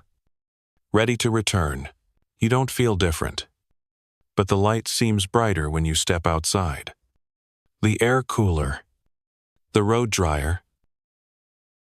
At home, the baby fusses, and you nurse her beneath a sunbeam, filtering through the thatch. Your cousin braids your hair. The apprentice brings you a slice of cheese and sits at your feet without saying a word. The midwife sharpens her knife. Preparing for the next birth, you stroke your daughter's cheek and breathe in her scent. Still here, still rising. Still yours. The air has turned warmer now. Just enough that you notice it when you step outside in the morning. The sharp edge of winter has dulled, replaced by the damp smell of thawing ground and the sound of dripping eaves. Chickens peck more boldly. The goats bleat louder. Even the village dogs seem to bark with more purpose. It's not spring yet, not truly, but it's knocking at the edge of things. And your body, still aching but mending, stirs with it. You carry the baby into the sunlight for the first time. That doesn't involve gray skies or mud underfoot. She blinks, offended, squints at the brightness like a tiny judge. Her hair has darkened since her birth, and her skin has lost that fragile translucence. She looks more like a person now. Your person. You hold her up, laugh at the way her arms flail, and you suddenly feel lighter than you have in weeks.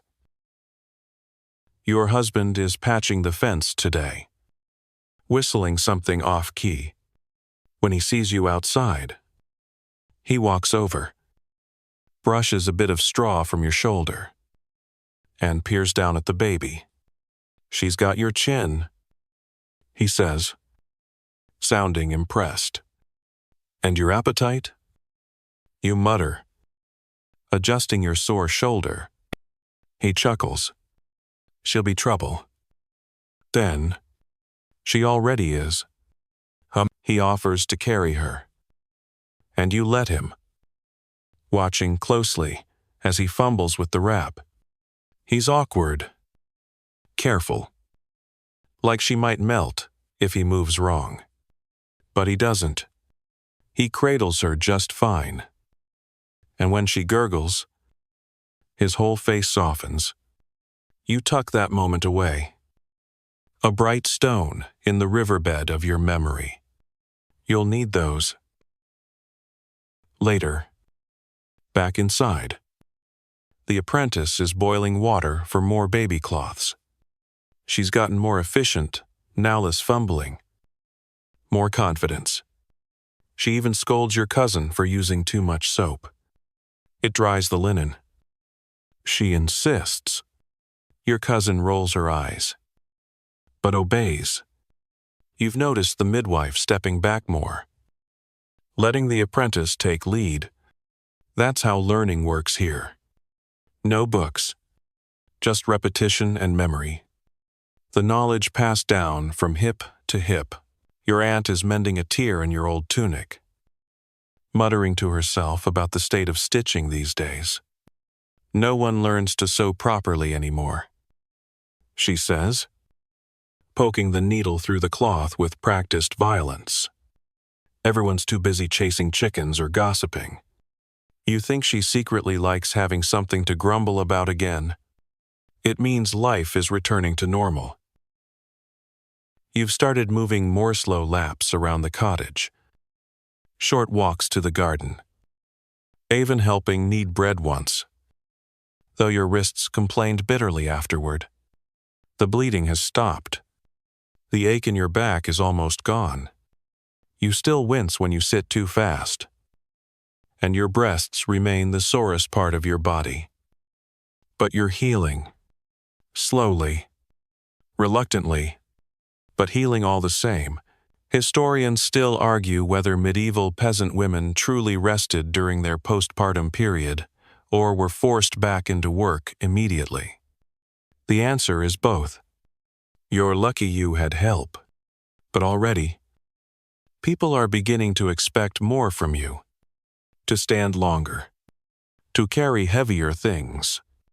To do more than simply keep a baby alive. The midwife hasn't said it outright, but her eyes have. The cocoon is unraveling. You swaddle the baby and lay her in the cradle. Then ease yourself onto the stool near the fire. The warmth feels good on your legs. Your cousin sets down a plate of boiled carrots and rough bread beside you. "Eat while it's hot," she warns. You do, because she'll scold you if you don't. While you chew, you notice something in the corner. Small, rough doll made of twigs and yarn. Someone's placed it near the cradle. You look around. The apprentice shrugs. "It's for her," she says. "A charm." "From who?" "The old woman with the herbs." "Of course. That one." You resist the urge to toss it in the fire. Not because you don't believe in its power, but because you're not sure you want to. Still, that night, when the baby fusses more than usual and refuses to sleep until well past midnight, you find yourself tucking the doll under the blanket near her feet, just in case. The next day, the baby laughs. Not a full laugh. Not yet, but a sound. A bubbling coo that makes your heart stutter. Everyone in the cottage turns to look. The apprentice gasps. Your cousin claps. Your aunt drops a spoon. You burst into tears. No one teases you for it. That evening, the midwife asks if you want to walk with her to visit the miller's wife. She's nearing her 4th month, and nervous after 2 miscarriages. You hesitate. You're tired. Your knees still ache. But you say yes. You wrap the baby, tie your cloak, and follow her out into the fading light. The road is still muddy, but the wind is soft. You talk little, just enough to fill the silence. The midwife updates you on births expected this year. 6, maybe 7, she says. 3 first-timers. 1 very old. How old, you ask? At least 30, she replies. With a chuckle, you snort. Ancient. When you reach the miller's cottage, the woman greets you with surprise and relief. Her belly shows just barely. Her eyes are anxious. You sit together near her hearth, and the midwife checks her pulse. Her tongue. Her skin. Then she turns to you. Tell her what it's like. Oh, Bo, you don't sugarcoat it. You speak of the pain, the fear, the days afterward that felt like drowning slowly in your own skin. But then you speak of the warmth, of the baby's breath, of the first laugh, of the moment you realized you weren't just surviving, you were living again. The miller's wife nods, tears in her eyes. I thought I was broken, she whispers. You still might be, you say, but that doesn't mean you won't make it. Oh, on the walk home, the midwife says nothing, but she squeezes your arm before she turns in for the night. Back in your cottage, your cousin's asleep on your bed, the baby nestled in the crook of her arm. You leave them be. You sit on the stool by the fire, stretch your feet toward the warmth, and rest your hands in your lap, still here, still healing, and maybe ready for what comes next. The morning greets you with birdsong. Real birdsong. This Timano just the grumpy cawing of crows or the shrill chatter of sparrows stealing crumbs from the doorstep. But the full, rolling call of a thrush perched just above the shutter. You lie still for a moment, barely breathing, letting the sound wash over you like a warm tide. The baby is asleep beside you, one arm flung dramatically across her face, like a noblewoman fainting. Her little chest rises and falls, with the rhythm of a world you're slowly rejoining. When you finally sit up, it doesn't hurt as much. Your knees crack, but your back holds steady. There's a momenta brief, golden flicker, where you feel almost strong again. Not whole, not yet, but mended in the way a well-patched garment still holds against the wind. You walk across the cottage barefoot, gathering your shawl, adjusting the bindings on your chest, and stepping outside before anyone can interrupt the quiet. The yard smells of wet earth and wood smoke. Dew clings to the grass, and the faintest green has begun peeking through the brown stubble of winter's leftovers. You take a deep breath. It's the first time in weeks you've done it, without feeling like your lungs might collapse from the effort. Your husband is at the far end of the garden, pulling weeds and muttering to himself. You watch him for a while. He doesn't notice you at first. When he does, he straightens up, surprised. You're up early. So are the weeds? You reply, stepping carefully over the path. They missed you. He smiles, then offers you a clump of roots with exaggerated flair. A gift? How romantic. You deadpan. You don't stay long. Your ankles still tire easily, but it's enough to feel like you've crossed a line. Back into the land of the living. back into the rhythm of days that aren't measured only by cries and feedings, and the ache in your hips. Inside, your cousin is folding linens and humming some half-forgotten song. The baby stirs in the cradle, snorts once, and goes quiet again. You settle beside the fire and begin sorting the pile of sewing that's been silently judging you from the corner. It's the first real task you've taken up since the birth, and even threading the needle feels oddly significant. As your hands work the stitches, your mind drifts.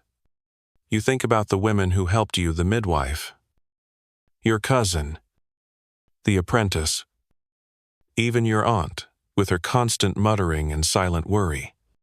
You realize that each of them carried part of the burden for you, held a corner of the weight while you were too weak to bear it alone. That's the thing no one writes about. Not the pain, not the danger, but the invisible web of women who keep each other from falling. Historians still argue whether medieval peasant women lived in sisterhood or solitude, whether childbirth was shared labor or lonely suffering. You know the answer isn't one or the other. It's both. Sometimes you felt surrounded, held like a bowl. Other times, alone, as a stone at the bottom of a well. But even in the silence, even in the darkest hours, you never truly broke. You bent, you wept, but you didn't break. The apprentice joins you later, carrying the baby with a sheepish look. She wouldn't stop crying. She says, "I tried humming, rocking. I think she just missed you." You take her gently, tuck her against your chest. The crying stops instantly. "Cheater," the apprentice mutters. You grin. She knows where the food is. And so, your cousin makes a remark about starting the baby on goat's milk soon. You shake your head. Not yet. Not until she's stronger. Not until your own milk runs dry. Which, judging by the constant leak down your shift, won't be happening anytime soon.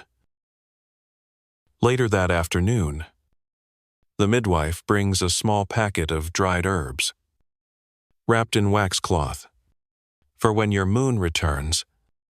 She says. You blink. You'd forgotten all about Thathow birth.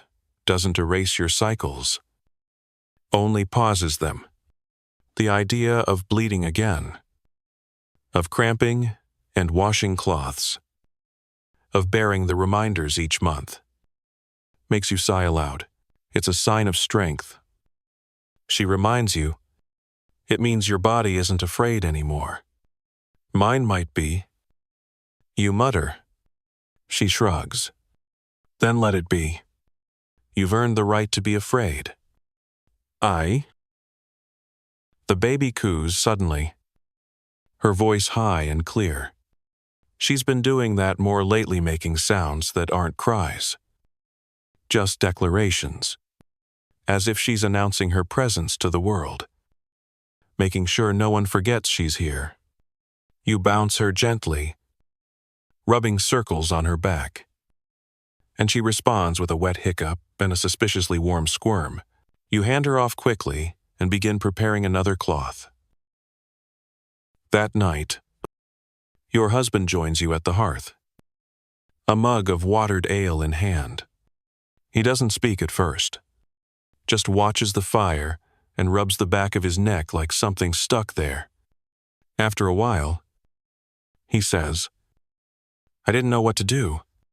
And free. You don't ask when during the birth, during the blood, during the long days after. It doesn't matter. You just nod. You stayed. I didn't know how to help. You didn't have to? He looks down at the baby, who's gnawing on her own fingers like they owe her money. She's louder than I thought babies would be. You'll get used to it. You say, or, go deaf. He chuckles. Either's fine. Ah, you share the silence after that. The comfortable kind that comes from surviving something together. As the fire dies down, you tuck the baby into the cradle, adjusting the blankets, kissing her forehead. She smells like milk and warm linen. Her fingers flex in sleep, tiny fists unlearning their fight. You lie down slowly, easing your body into the straw-filled mattress.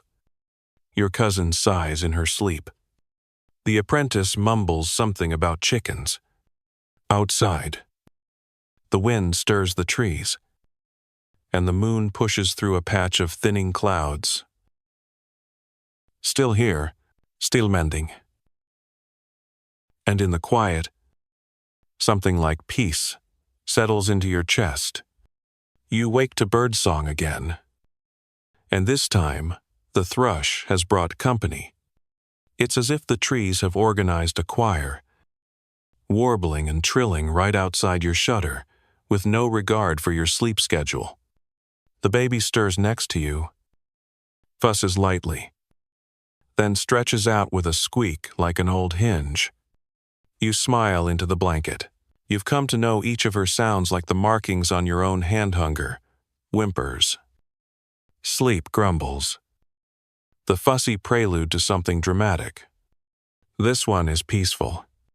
You get a few moments more. The air smells different now. Not just less cold, but expectant. Earthy. There's a damp sweetness that tells you the ground is waking up beneath your feet. Your cousin confirms it when she bursts in from outside, hair tangled from the wind, holding a small bundle of green shoots. It's starting, she says breathlessly. The wild onions are up. Oh, the midwife smiles from her seat near the fire. Good. About time. Now, we can eat something with taste. She rises, creaking a little as she straightens. We'll go gathering today. You should come. Me? You blink? You think I can manage that? You won't know until you try, she replies, already reaching for her satchel.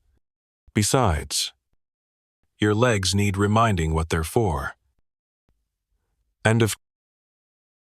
So you do. You wrap the baby tight and carry her against your chest. Your cousin straps the basket to her back. The apprentice trails behind with a worn knife for cutting roots. And the four of you set off toward the meadow, leaving your husband blinking after you with a half-finished fence in his hands.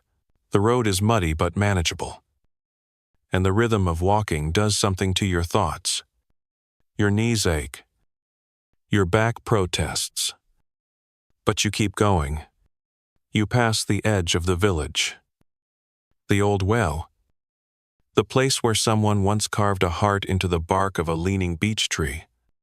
You'd forgotten that tree even existed. It's comforting, somehow, to see it still there. Crooked, but alive.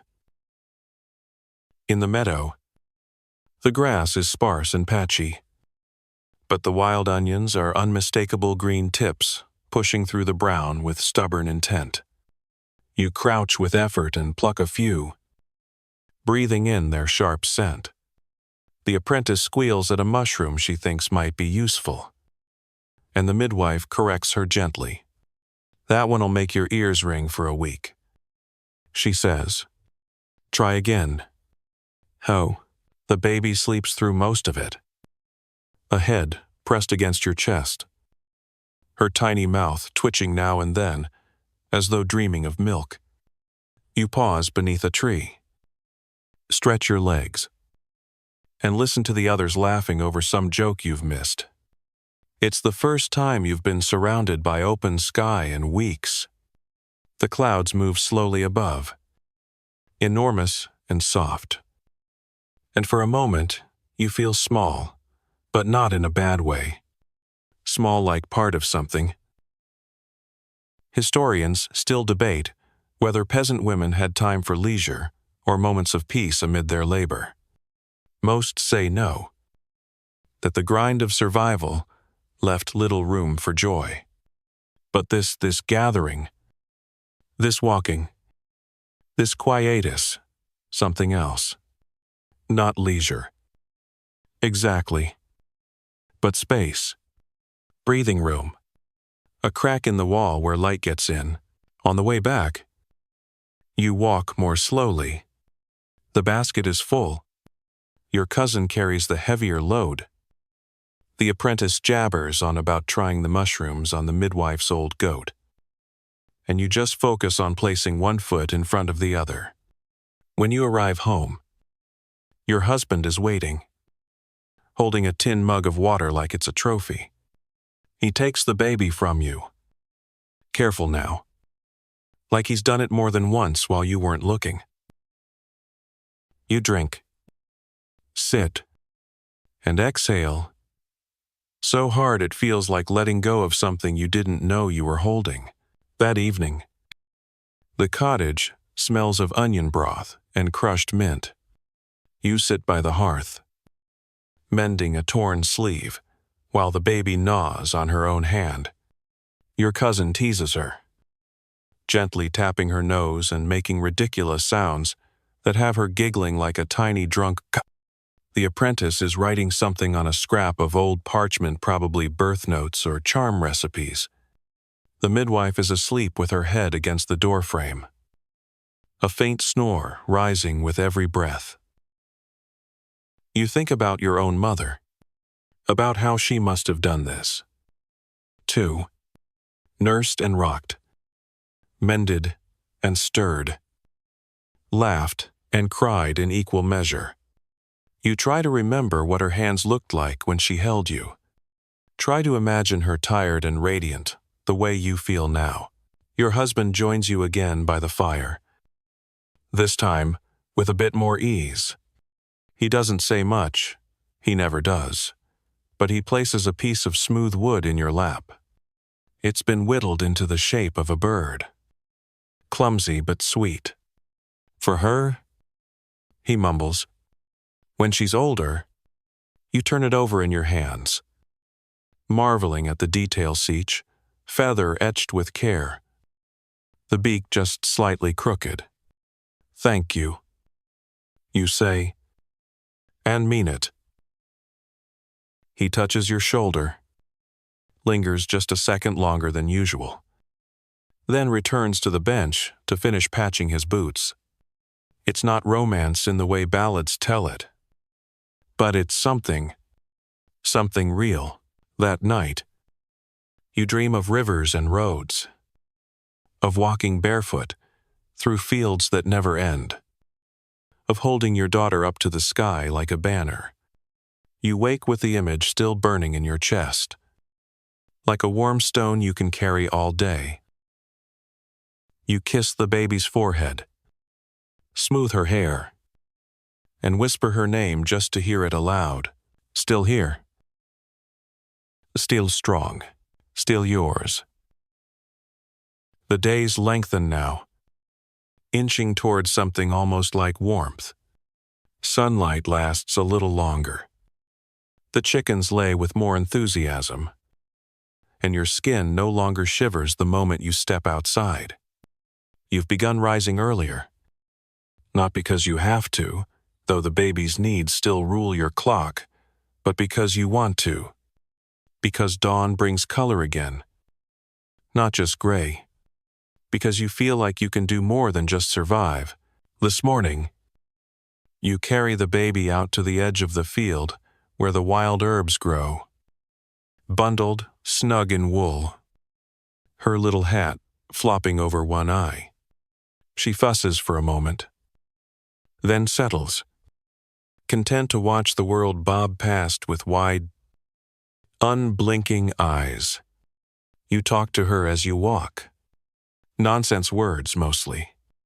You narrate the color of the sky, the mud squelching underfoot, the tracks left by some unknown hoofed creature in the grass. She gurgles in reply. A conversation, with no meaning, except the rhythm of connection. The midwife meets you near the edge of the pasture, holding a bundle of twigs and a look that means she's about to ask something she already knows the answer to. You're steady now, she says. We need someone to go check on the baker's wife. She's close. You blink? Me? You've done it once? That's more than she has. She jerks her chin at the apprentice, who is currently trying to coax a nervous goat back into its pen, using nothing but charm and clover. It's not going well. You hesitate, then nod. You feel the nerves in your belly tighten. But it's a familiar sensation now, not fear readiness. You're not the same woman who lay on a straw mattress weeping with pain, helpless and afraid. You're tired. Yes, always tired, but stronger. Your cousin takes the baby without needing to be asked. She wraps her in a fresh cloth, hums something soft, and shoos you out the door. Go on. We'll be fine. She'll probably sleep the whole time. Or scream. Either way, she'll live. So you walk. The baker's cottage isn't far, but each step is a test.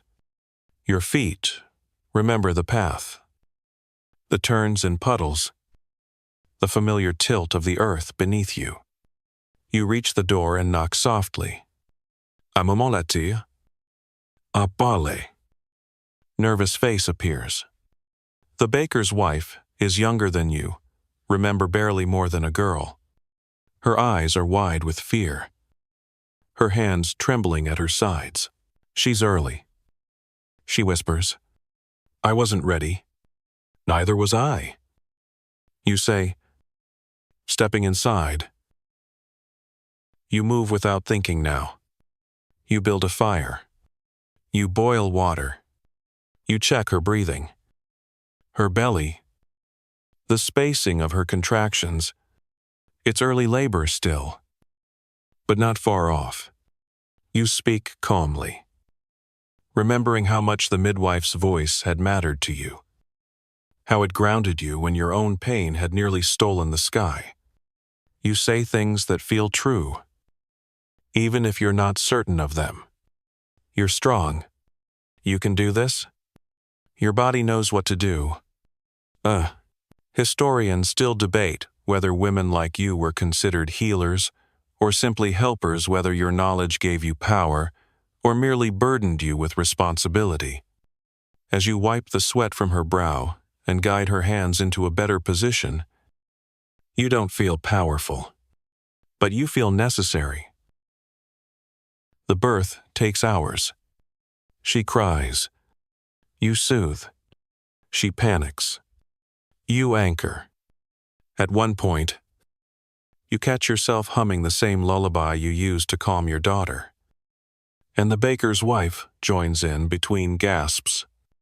When the baby finally arrives, slick and squalling, you feel your breath catch in your throat.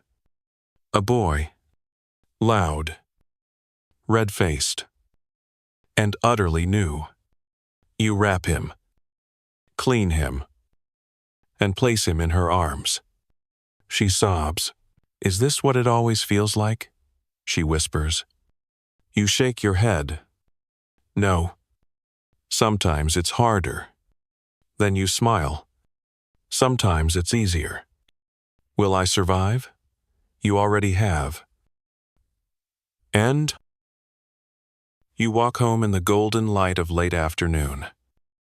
Blood on your hands and straw in your sleeves, but something glowing behind your ribs. Your cousin meets you at the gate, baby in arms, and wordlessly hands her over. You breathe in your daughter's smell, salty and sweet, and press your lips to her temple. She was fine. Your cousin says, didn't even notice you were gone. Liar? You reply, and both of you laugh.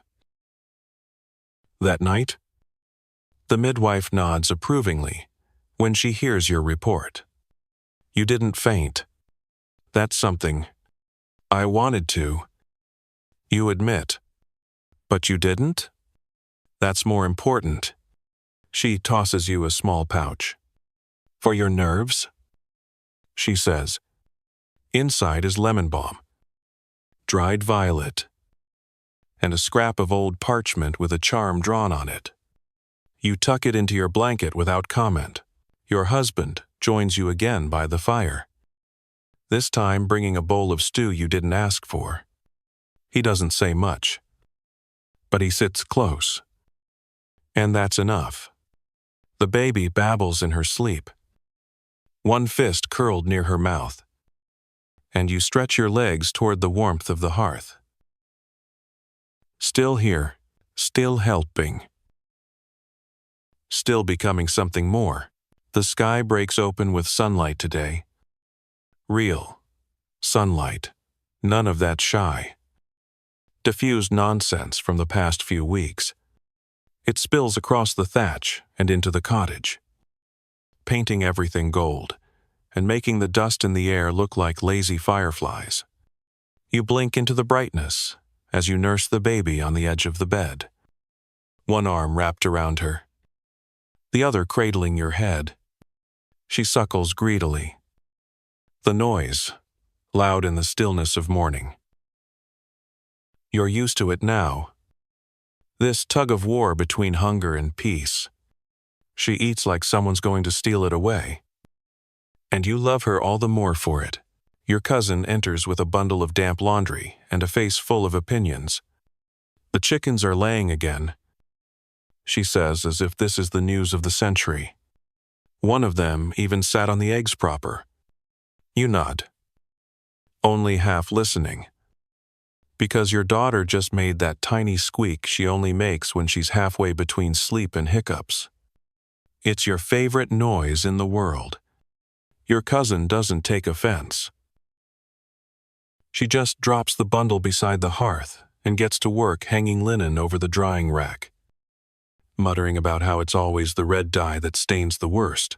By midday, you're at the well with the apprentice, your baby strapped to your chest with a faded wool sling. The sun warms your shoulders, and even the breeze is friendly. The apprentice is trying to teach herself a new knot using an old rope and a goat's patience. The goat, for the record, is not impressed. You chuckle softly and haul up the bucket, noting how much easier the weight feels now. Your arms are your own again, sort of. Not completely, but enough. On the walk back, you pass the hedgerow where the local boys once carved strange symbols to ward off imaginary spirits. They're still there, faded, but present. You remember thinking they were scary once. Now, you think they're sad, as if fear itself could be etched into bark and forgotten. Back at home, your husband is fixing a loose plank in the barn. He wipes sweat from his brow when he sees you and nods. That's his way of saying hello now. You nod back. It's almost romantic. In a gruff, splinter under the fingernail kind of way. You head inside and begin cleaning out the wooden cradle. It's strange, seeing how quickly she's outgrowing it. Already, she stretches further, kicks harder. You fluff the straw and brush out the corners, finding a dried herb or two tucked into the cracks. The midwife's doing, no doubt, something to ward off evil eye or colic or future heartbreak. You leave them there. No reason to tempt fate. That evening, after supper, your husband lingers longer by the fire. You're rocking the baby gently, humming that same tune your mother once used. And he sits across from you with an odd look on his face. You're different now. He says, I mean, you were always strong. But now, it's different. You don't know how to answer. So you just hum louder. He shifts, clears his throat. There's something I wanted to ask you. About another child. Oh. The words drop like a stone in your gut.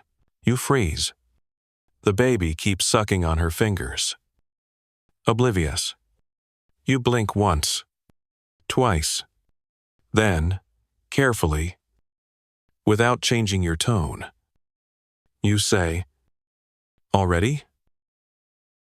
He shrugs. I didn't mean right now. Just later? When you're ready.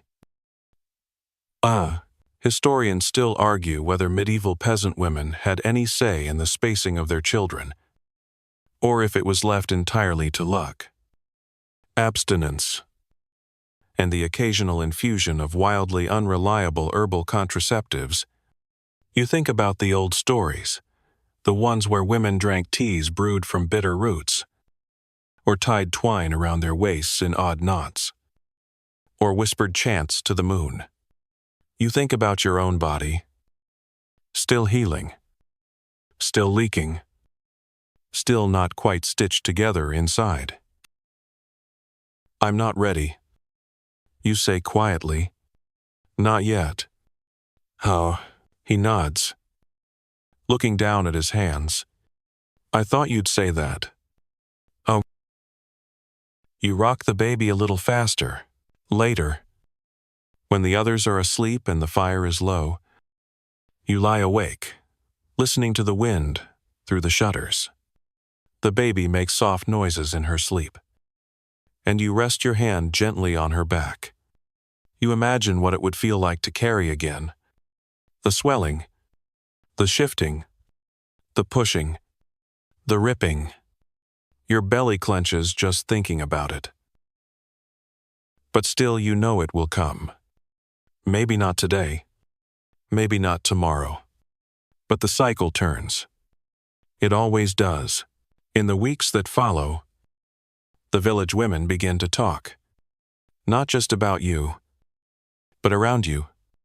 The way women do when they're warning you or preparing you, or both. One asks how soon your bleeding stopped. Another offers you a charm of willow bark and beeswax. A third gives you a sprig of rue and tells you not to eat beans on a full moon. You don't ask why. You understand? They're getting you ready. Your cousin braids your hair one evening while you hold the baby, her little body limp with sleep. You're lucky, she says. Your husband waits. Some don't. You nod. Grateful and resentful all at once. Grateful for the patience. Resentful that it needs to be a gift at all, rather than your choice. Still, you smile and let her finish the braid. The midwife stops by with a small pot of something that smells like vinegar and burnt flowers. Rub it on your belly, she says. Keeps the skin from tearing next time. Next time, you ask? She shrugs. Best be ready. Oh. The apprentice watches you closely these days. She mimics how you hold the baby, how you soothe her, how you feed her and pat her back just so. You catch her cradling a bundle of fabric one afternoon, whispering nonsense into it with the same sing-song you use. You say nothing. Let her dream. Let her believe it's always this gentle, still here. Still wary, still waiting for your body to be your own. The rhythm of life has returned, though it feels altered, somehow slowed. Deepened, days no longer blend together quite as much. But they still arrive with an odd sameness. Feed the baby. Check the hens. Stir the pot. Muck the corner. Feed the baby again. You've become a wheel turning under soft weight. Constant and quiet. But that, in itself, is a kind of peace. The baby's eyes now follow you as you move. She's discovered her fingers, and you often find her staring at them like tiny strangers who showed up uninvited. Her grip is stronger. Touche once latched onto your braid and refused to let go until she fell asleep. Victorious. The apprentice laughed so hard, she dropped the ladle. Your cousin has started calling her Little Crab for the way she scoots herself sideways when left too long on her mat.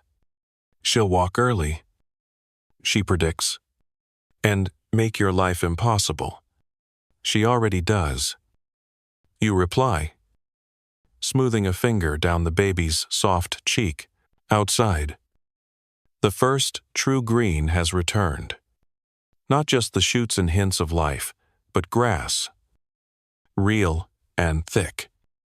Dotted with dandelions. The sheep look better fed. The air is warm enough to leave the door open during the day. You catch the scent of flowers blooming near the chapel and remember the meadows you used to run through barefoot as a girl. You wonder if your daughter will run like that? Too wild. Loud. With no idea how fragile her little world is. The midwife announces that the blacksmith's wife has gone into labor. It's her 7th. She'll need someone with experience, she says. Looking at you. You don't pretend to misunderstand. Your cousin claps her hands together. Well then, you're proper now. You pack a small satchel clean cloths. Herbal rub. A flask of watered allium. Kiss your daughter's head. She's asleep. Cheeks flushed. One arm flung above her head, like she's mid-surrender. Your husband watches you from the doorway. Arms crossed. Expression unreadable. You sure? He asks. No. You answer. Adjusting your cloak. But I'm going anyway. The walk to the forge is shorter than you remembered. Though your legs complain the whole way. When you arrive, the blacksmith's wife is already on her knees, clutching the frame of her bed, moaning low in her throat. Her eldest daughter is dabbing her forehead with something that was probably clean this morning. You take over without ceremony. The apprentice arrives half an hour later, wide-eyed and panting, clutching a bundle of supplies and apologizing. What did I miss? She asks. Just everything. You say? And she blushes before springing into action. This birth is not quiet like yours was. It is loud, sweat-soaked, and relentless. The blacksmith's wife curses, cries, demands ale, and threatens to strangle her husband, who wisely remains just outside the door. You guide her through contractions, help her breathe, and ignore the way your knees throb from kneeling. At one point, she grabs your wrist and digs her nails in until your skin breaks. You say nothing. You just hold her gaze and nod. She nods back. The pact is made. It takes hours. The room gets hot, then cold, then hot again. She almost gives up twice. Tries to stand. Tries to run. You stop her each time, holding her with the same words someone once said to you, "This ends, you end it." And when the baby comes, it is with a fury you weren't expecting. A boy, yelling from the second his head clears. He wriggles with determination, already offended by the indignity of existence. The blacksmith's wife sobs. You clean the baby, Wrap him in cloth and place him against her chest. She clutches him like she's drowning. The apprentice looks pale, but exhilarated. Historians still argue whether women like you peasants with no formal training were respected birth attendants or merely tolerated by necessity. You don't care. The blacksmith's wife whispers, "Thank you," again and again. Like a litany. That's enough. You walk home in the dark. The apprentice trailing behind you, talking too fast in an attempt to process everything. "I thought she'd die," she says. "I really did. But then she didn't. You were amazing. You didn't even flinch." You shrug. "I flinched. Inside." "How?" Your cousin meets you at the door. Baby in arms. Half asleep herself. She was good. She says, "Took a nap." Screamed at the cat. You know. Usual. You take your daughter and inhale her scent like it's air. Her head is damp with sweat. Her mouth pursed in dream. She presses her cheek to your collarbone and sighs. That night, as you lie in bed with your daughter curled against you, you feel something subtle shift. It's not dramatic. No lightning or prophecy. Just a quiet truth that settles beneath your skin. You are not just recovering. You are transforming.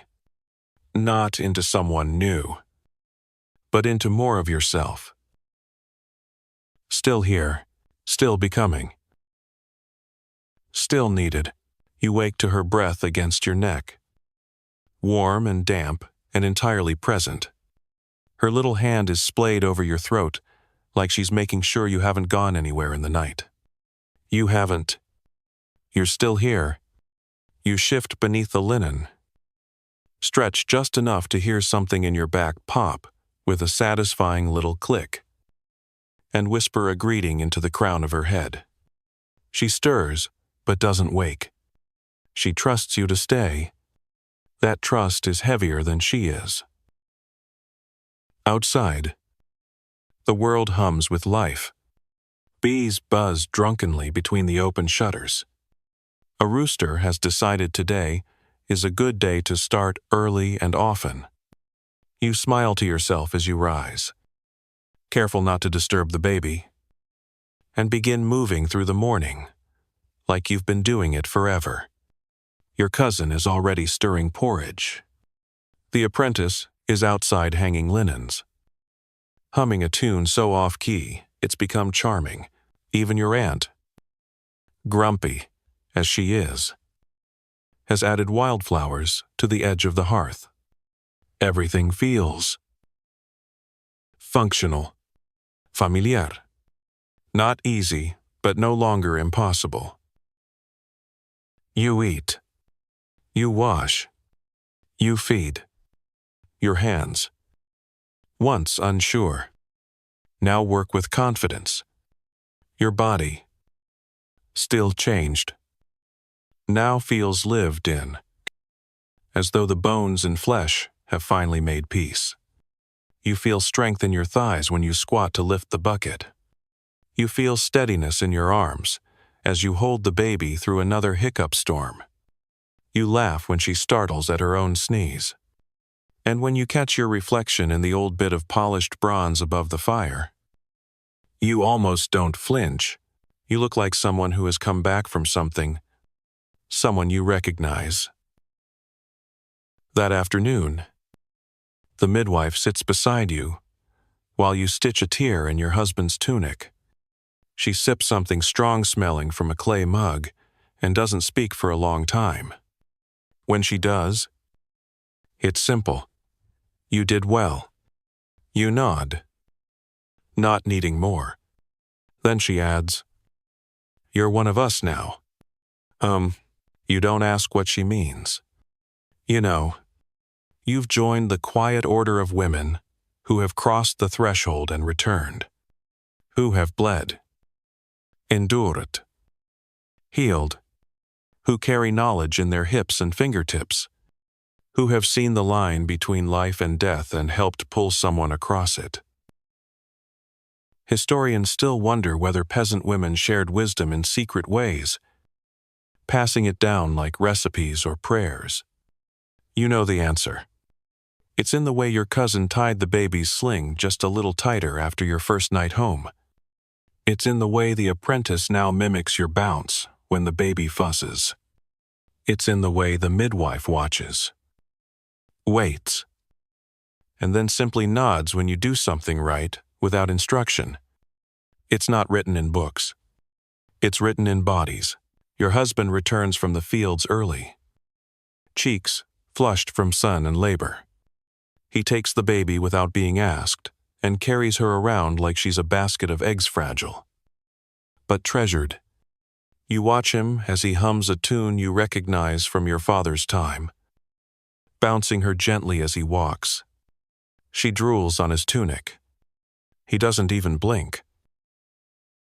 After supper, your cousin produces a surprise, a tiny pair of shoes made from leftover leather and stitched with such care you nearly cry. She'll outgrow them in 2 weeks, she says with a smirk. But I made them anyway. You clutch them like relics. They're perfect, completely impractical, entirely perfect. The fire is low now. The air is soft. You sit with your legs stretched out, baby on your chest, eyes heavy. The apprentice braids her hair while mumbling about how she'll probably never have children. Your aunt scoffs. You'll change your mind. The midwife grunts in agreement, but says nothing more. Your cousin is fixing a hole in the curtain. Outside, an owl calls, and something rustles in the hedgerow. Your baby sighs in her sleep and your eyes fall shut. You feel a hum beneath your ribs. Not noise, not pine. Something else, something like peace. Still here, still yours. Still everything. And now, the fire burns low. The room lit only by embers and the faint flicker of candlelight along the wooden beams. You're tucked deep beneath the woolen blanket, your body heavy with rest, your thoughts drifting like feathers. Outside, the wind rustles gently through the trees, no longer howling, just whispering, like it's been watching all along, and finally has nothing more to prove. The baby breathes steadily against your chest, warm and safe. You trace a small circle on her back with your finger, the rhythm slowing until it barely moves. Your cousin shifts in her sleep. The apprentice mumbles something soft and sweet, and the night holds all of it, this tiny world, this afterglow of survival, this quiet sanctuary. Your muscles soften, the aches of childbirth, the storm of healing. The blur of sleepless nights, all of it, folds into the silence. It doesn't vanish. Not completely, but it fades. It becomes a story told in hushed tones. A memory held not with fear, but with pride. The fire crackles once, softly, like applause for a play just ended. You've made it through blood and breath and bone and milk, through fear and love and sleeplessness, through the cold stretch of winter and the long road home. You're not the same, and that's okay. You are more now, more than you were, more than you thought you'd be. So rest now. Let your breathing match the quiet hum of the room. Let the darkness around you wrap itself around your limbs like a second blanket.